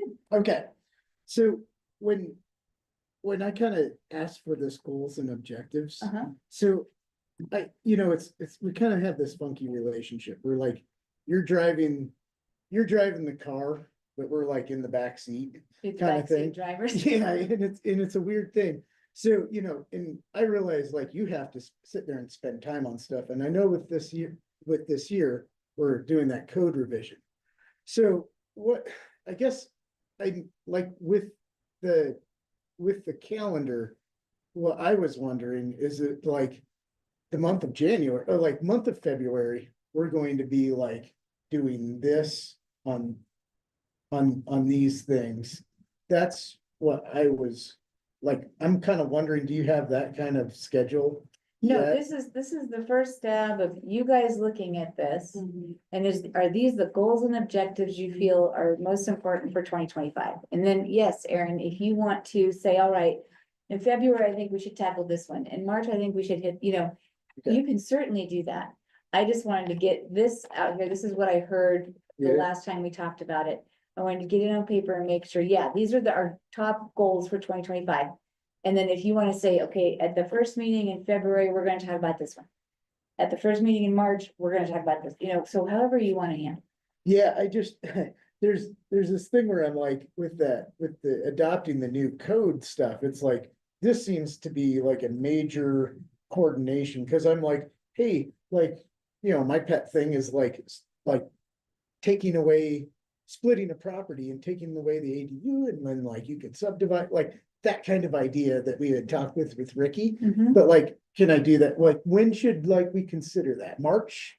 That's what I'm saying, like, this is where I'm kind of like, hey, this was a good start, but like, maybe we start talking about like, what's your first, like, I know, it always ends up taking a lot longer, but like Amy Weiser, this, starting tomorrow, I'm in the office and I'm gonna start working on 1.1 general definitions, or like, Okay. should we be like driving, like in the car with you kind of thing? And then you're like, hey, Yeah, this is what I'm doing this week kind of thing. Sure. I don't know. and I think, just like I was saying, like with the ADO and the HDHO, I think that's a great thing for this body to talk about right off the bat, because I'm hearing a lot of talk about, we need to bring that back, we need to resurrect that, we need to, but again, you're welcome to direct me on what you think we should start with, what is most important, but just to clarify something, Aaron, no, this body will not be doing piecemeal code revisions as we go along. Right. This body is going to be saying, hey, we want to see this in the code revision, and that would go to the land use consultant saying, Right, the planning okay, commission I get wants you. this to be in the code. Right. And so then there would be open public workshops on it. There would be, education to the public about it, all that kind of stuff. But that comes from you, the planning commission. We want to make sure this gets in there Okay. and in this form and in this way. And We want it to be tied to the incentives and we want it, and we need new definitions because there's no definitions for that, so that's all for you to start working on. So if you want to choose the top 3 things as far as really want to see these things in the code, we can certainly start workshopping those, but when we get the consultant on board, Yeah, they're also gonna be the driver in that. So Right. they're gonna be saying, all right, planning commission, we really need you to focus on this section for this month. Like, what do you want to see change with? So once we get that's the why I was consultant, wondering, I'm like, oh, should we even make a plan I right now? think you're welcome to make a plan. When Well, we get it's- the yeah, consultant when I on get- board, they may tweak your plan a little bit depending on what their schedule is or what. And the definition section, I think Chrissy mentioned it. Chrissy Hoffine from the attorney's office mentioned it in one of our meetings. That is an incredibly involved, difficult section. And so I would prefer that you all not sit there and craft that section. But you would be presented, okay, the consultant has worked on it and here's what the consultant has worked on. You would then review it like, oh, you missed this, you missed that, or isn't there a better definition of this? Or, so I don't want this board sitting there working on every single definition, but other sections you may be working on a lot on every, do you see what I'm getting at? Yeah. Okay, Mhm. okay. How often will the consultant be available to planning committee? Will they come to the I do meetings? not know yet. I have to write that into the I wonder if RFP. you're gonna. And a lot of them, you work all that out in the RFP and some of the negotiating where, how often are you willing to come down? We would like you to come down for 5 open public meetings, and we would like you to have 4 workshops with the planning commission and 2 with the, so that's all gonna be written in that RFP and affect the cost. I just So, wondered if you're gonna do so the that. budget ended up with $85,000 For the RFP. for the entire land use code rewrite. Including the RFP?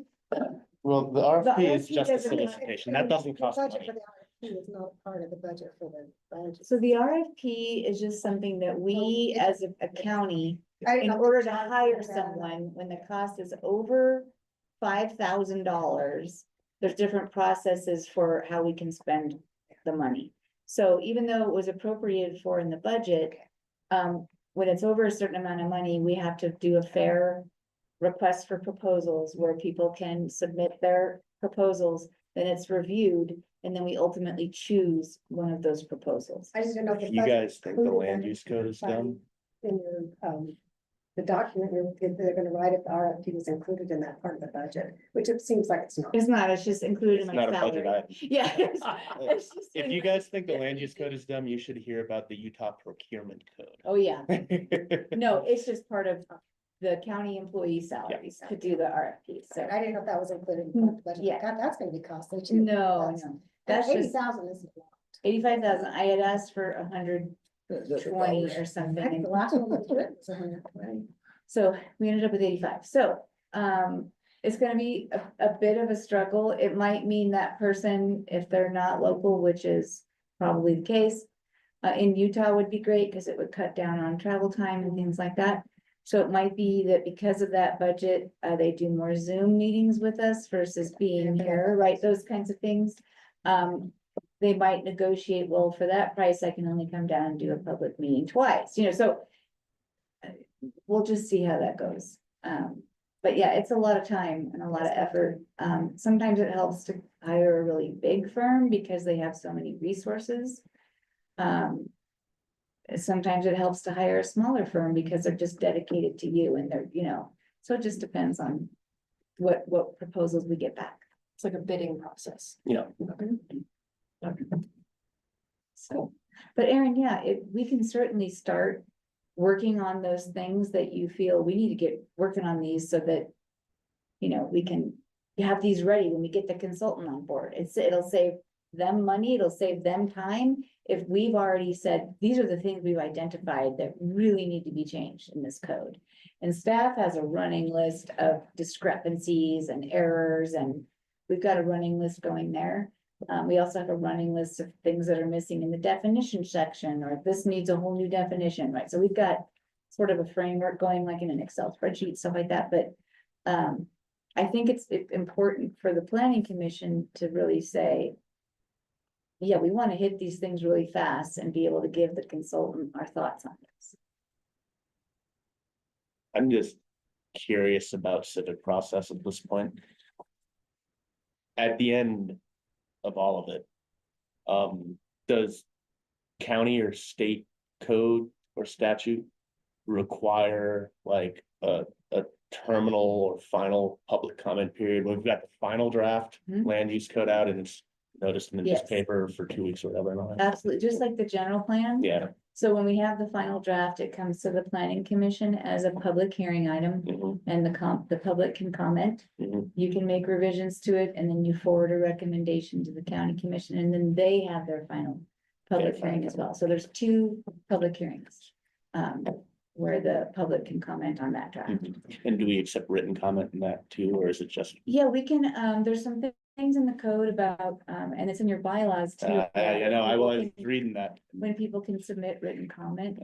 One thing that we found is it's problematic when written comments come in the day of the meeting. So a lot of places put a cutoff day and time that written comment can be submitted so that it can get in the packet. Yeah. You could certainly come to the meeting and give comment during the meeting, and that becomes a part of the record. I was just But if you curious. do a written thing, I like to have that, so the deadline that we have in the bylaws right now is that we have to give you a packet by Friday at, I think it says 5 PM.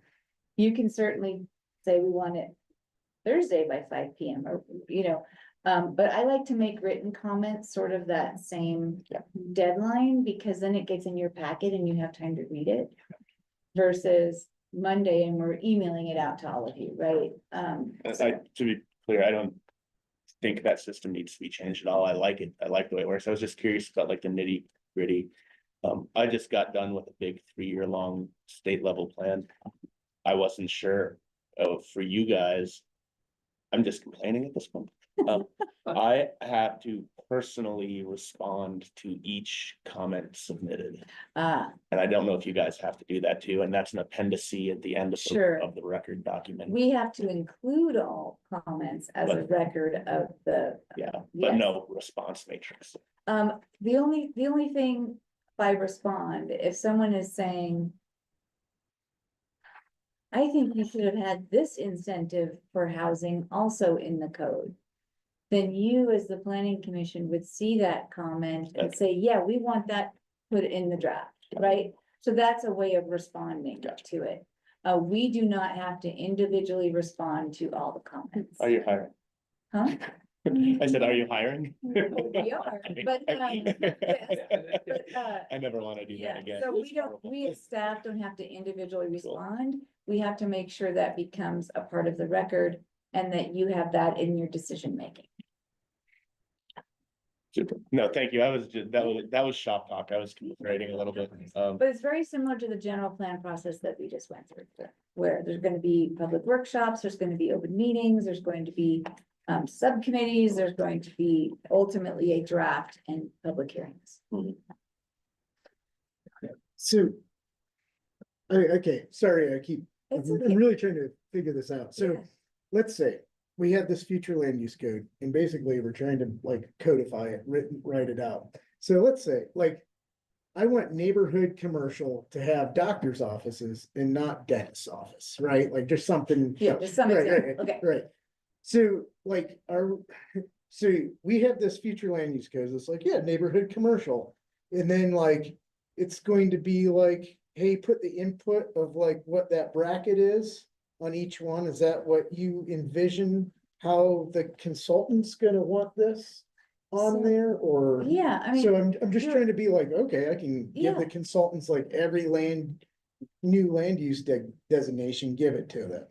I mean, Yeah, you're on the right track, Aaron. Okay. So yeah, we have the new future land use map. Yeah. And the new land use section of the general plan. Yeah. So that is now our framework, right? Okay. That is what we are now going to disseminate into the code. mhm, There's some things in our code that we're gonna keep. This is working really well. Why would we change this, right? But then there's some things that are going to have to drastically change based on what we just adopted for the land use section of the general plan. So we have now created these neighborhood centers as part of the general plan. We've created these regional centers, right? So what all does that, so we have a general idea of what those are in our general plan. Now it's up to the commission and the consultant and the county commission and the public to say, I want to see doctor's offices, not dentist offices, right? So that's where we do get into the nitty gritty. What do we really want to see there? What is the height restrictions going to be? Are we gonna have a lot coverage restriction? Are we gonna have a floor area ratio? I mean, so yeah, we're gonna get into each one of those things as well as created this compact neighborhood. A place type, right? And there's some kind of guidelines and some pictures of what we envision this being, right? But as we start working on the code, it's going to be, all right, so it lists some possible housing types, it lists what the lots might look like, but we're gonna get into actual, how would you calculate that density? What should the lot width and depth be? So yeah, we're gonna get into the nitty gritty on breaking all of those place types down. Okay. And I guess what I'm asking, it's like, okay, so you've identified, you're driving the car. Do you want us to do ADO and HDO for next meeting? Or like, I'm just kind of like, I don't want to be like, we're throwing all these things and it's haphazard. I don't know how you guys want to do this. Yeah, Is it like you set the section that you want input from? Well- Is that what we want here? I'm just kind of asking like, Yeah, how do we make this work? I Cause I'm mean, like, yeah, okay, I'll let all of you weigh in, but so the new land use section of the general plan is your guide. Yep. So what you could do is start breaking that down and say, okay, we want to really tackle what are these place types? What does this mean? And start with each one and start saying, this is what I envision this being, this is what I think should be in here. I think these standards should be in there to accomplish this. And that'll also happen with the land use consultant. It will also happen with the subcommittee as we move through this whole process. But the planning commission is a big driver for what you want to see in that land use code. So I think that would be a good way to tackle it, Erin, as far as just starting to look at the general plan that we just adopted and the place types that we just adopted. And taking a look at where did we say those would go? And taking a look at, okay, how are we gonna make this happen, right? Do we need new zoning designations to make this happen? Or can we use the same ones and change what's allowed in those zoning designations? So it's gonna be a big project, and you're right, it's helpful to break it down. Yeah. And not get overwhelmed, so if you want staff to come back to you with some framework. But I'm also looking to you to tell me, is there something you feel is most important to start on right away? And housing is one of the goals for 2025 for this group. So that's why I thought it might be good to hit the ADO, HDHO right off the bat, because there's so much talk lately about why aren't we resurrecting that? So it's just one thought, and that doesn't mean it would That's- get resurrected right away just because we're talking about it. It means. Also to Amy's point, like. To get back to your first A bullet, a lot of that business gets done in subcommittee. right. And she's talking about getting a subcommittee appointed, and that. Subcommittees are so much more work than being on the planning commission. Do we want to start doing subcommittees now? Well, no, I mean, that's what we're, Yeah, no, I know, we're but working on. yeah, We're getting that's what I'm there. saying is this. Well, and also the consultant is going to be the guide of Mhm. all of this. Yeah. They're gonna let you know where they're gonna be Absolutely. working, what they're gonna be needing. Right, And they're the professionals, and they understand not only our land use codes, but the state law that dictates, and then they'll follow the current. We don't wanna just General pop plan. off on dark skies. Right, When no, the I- consultant yeah, is decide, they're not gonna do dark skies until February, but they're already halfway done with that, like. They're gonna come up with a schedule and we're gonna help them. yeah, That's it. I'm just wondering if should we do There, anything? it would seem that there's certainly things that we will want to tell, like a range of resource. What do we think the density should be? Mhm. Because that's certainly not only their decision, and of course, many different densities they might be perfectly happy to work with. So it seems like the zones really do need to be laid out, and then there'll be, these are these terrible personal things, I will say, well, at some point. I want to see I always get the water source protection overlay zones. Changed so to include our watersheds. And that's gonna be something that I'll say, well, all of us are gonna discuss that. Get some idea if we want to change it or not, and what that change would look like. Give it to the professionals who will come back and With the probably language, tweak with the it, draft. but they'll at least know what we're after. They'll be, because you know that Yeah. stuff. And so Yeah. they probably contacted you for that. Mhm. information. Mhm. And I think I have a lot of faith in the consultants. I mean, I don't know who they're gonna get, but they usually do a really Yeah. good job of getting us to a place and making that code Yeah, there. but I think it's helpful for this group to get on an agenda soon as discussion workshop items. These housing questions, how are we gonna find these answers? Where are we gonna look? Should we be looking at other communities? Who should we be reaching out to, right? So, and what do we want to see change in the code? Because I know everybody's got some ideas. Everybody's trying to figure out, how can we be creative? How can we make different things happen? And that oftentimes that is in the code, making, lifting certain restrictions or creating incentives or all those kinds of things. But Aaron's question is, of course, very relevant, because I don't know where we're going to, where we should start, which is a real question. The consultant is going to have like many staff working on this, and their timeline of work is going to inform where we start. right. That's how that works, we don't boss around the consultant. We certainly won't have access to the consultant's employees, right? We're going to have a liaison to a project manager with the consultant's office. That's a liaison. And it's a game of telephone. We get a piece of information, we tweak it, we send it over and back and forth. And we don't set their schedule. They have other projects they're working on. And when they're working on something, we will respond in kind with what we think they should fix with it. And hopefully, Sorry, I do that. This is like what I do in my 9 to 5. and hopefully they'll Liaison have with planning. a lot of meetings with us. I mean, they'll sit with us to It is discuss this stuff. substantially less freeform than whatever is happening here. Correct. But I do think, to Aaron's point, as you look at your objectives for 2025, your goals and stuff.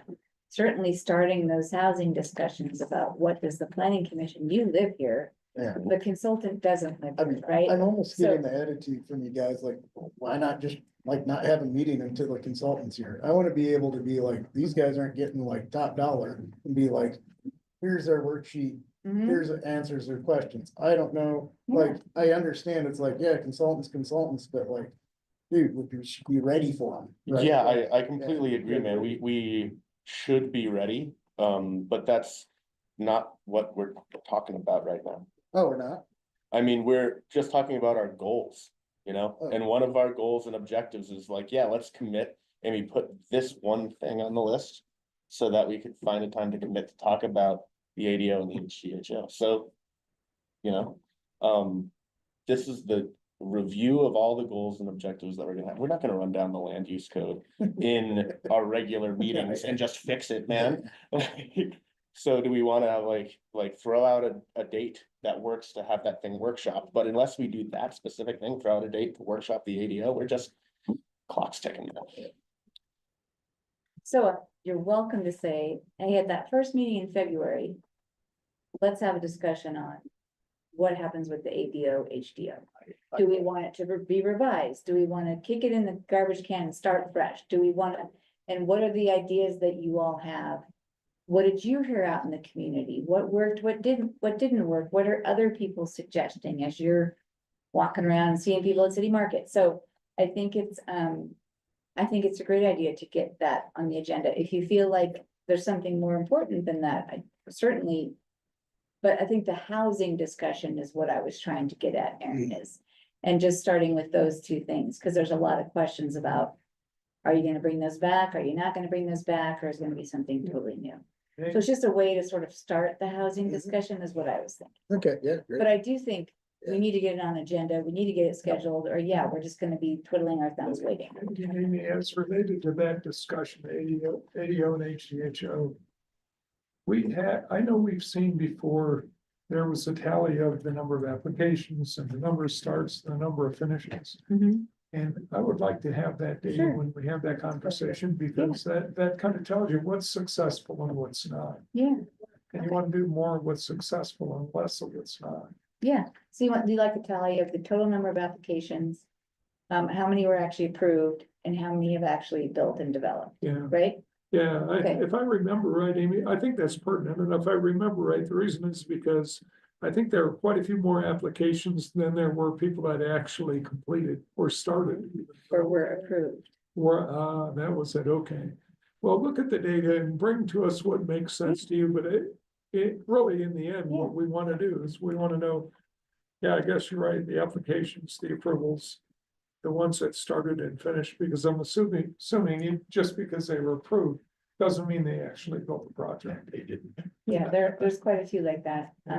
And there's various reasons for why. Well, Maybe that's they're right, good and to so understand. Their feedback of the applicants would be valuable. in this Yeah, process. I've been reaching out to some of those folks just to get their feedback, but, so we can do some more of that. I would suggest ADO and HDO, if this is enough time for you, then our next meeting has already got officer elections and bylaws on it. Bylaws is gonna take a long time.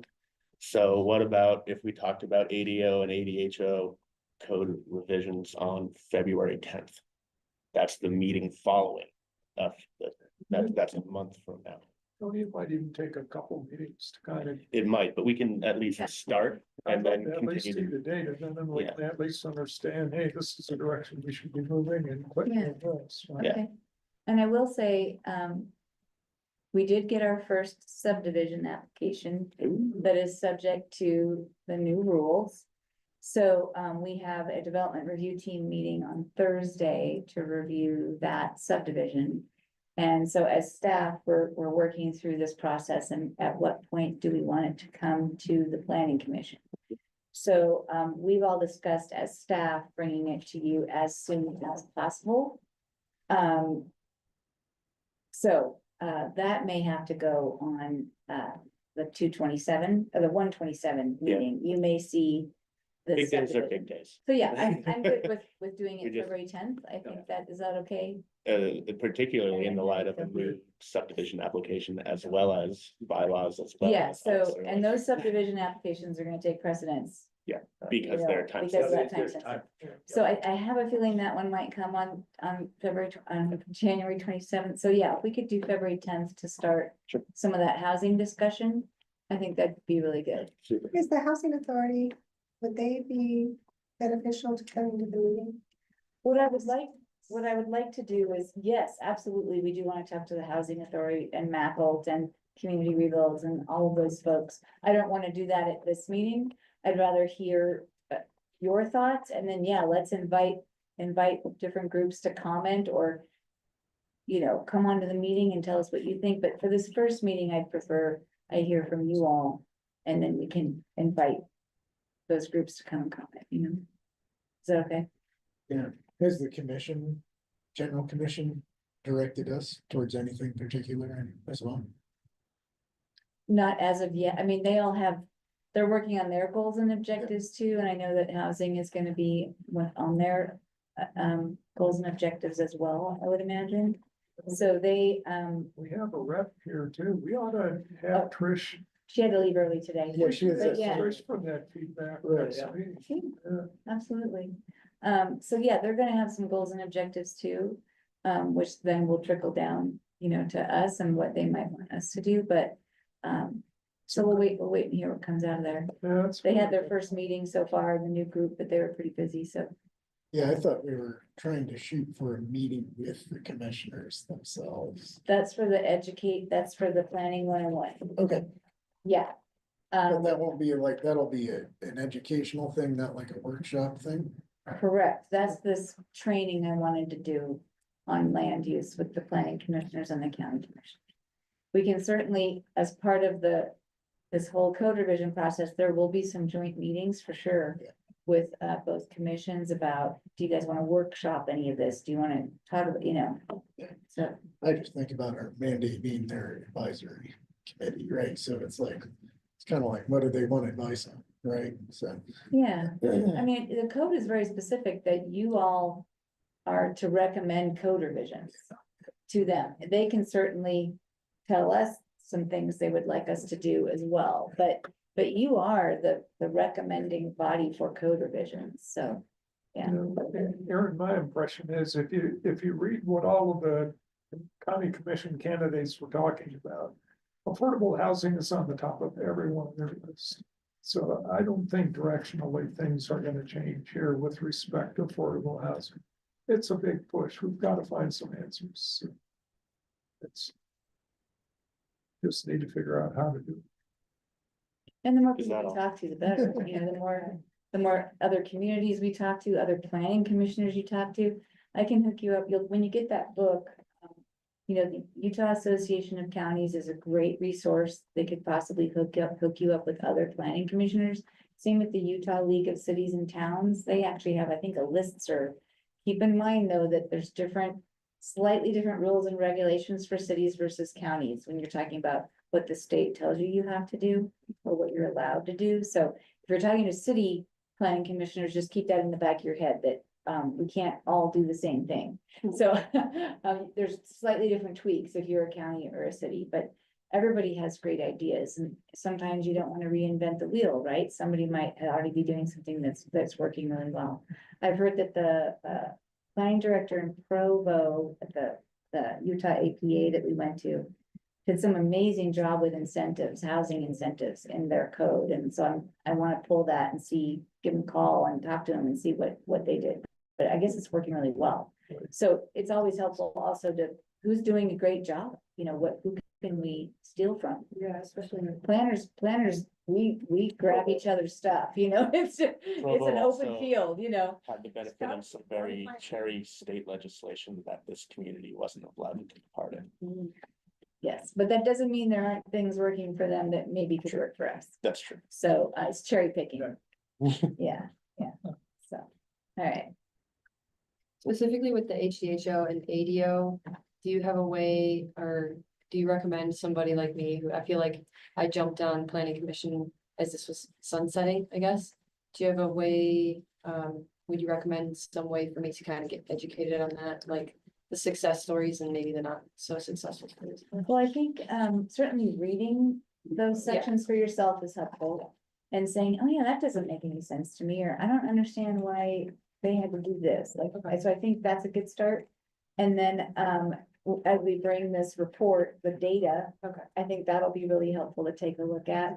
And Then there'll be interesting stories on like financing, which seem to be a mhm, big deal, which you wouldn't really understand from reading the code. So I think some of Right. those stories are important to tell. absolutely, Almost so need to read the paper.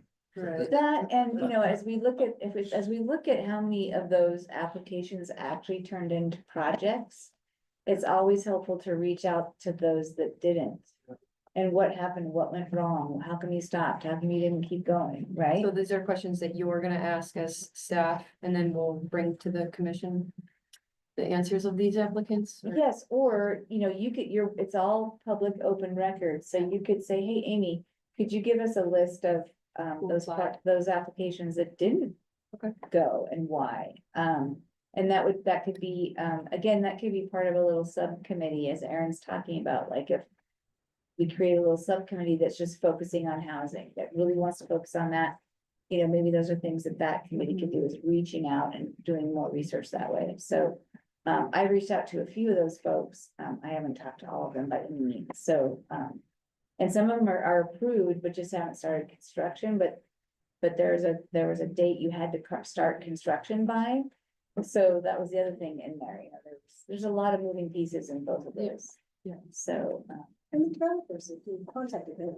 Yeah. Well, I guess my question is like, where is this list of people who Yeah, have applied? and who haven't? yeah, so we'll bring a tally at first of like Jerry's question, how many applications were there? How many were actually approved? And then we can break that down, like, hey, let's talk to these people, or, you know, Start so digging yeah, into the data yeah, until we but we, understand. yeah. I mean, we have our files and lists in the planning and zoning department, so. Yeah, let's start that discussion, and maybe this group can say, hey, I really want to talk to, how do we reach out to these people? you know, is that staff that does that, or can I, as a planning commissioner, do that, you know? Keep in mind, ex parte communications. Yeah, Yes, that's now ex parte communications applies. That's where thinking about, hey, I hear you have an HDHO application. I'm a planning commissioner. Yeah. That's an ex parte communication. Okay, well, which is, if it's an assignment. the application died and is gone, and yeah.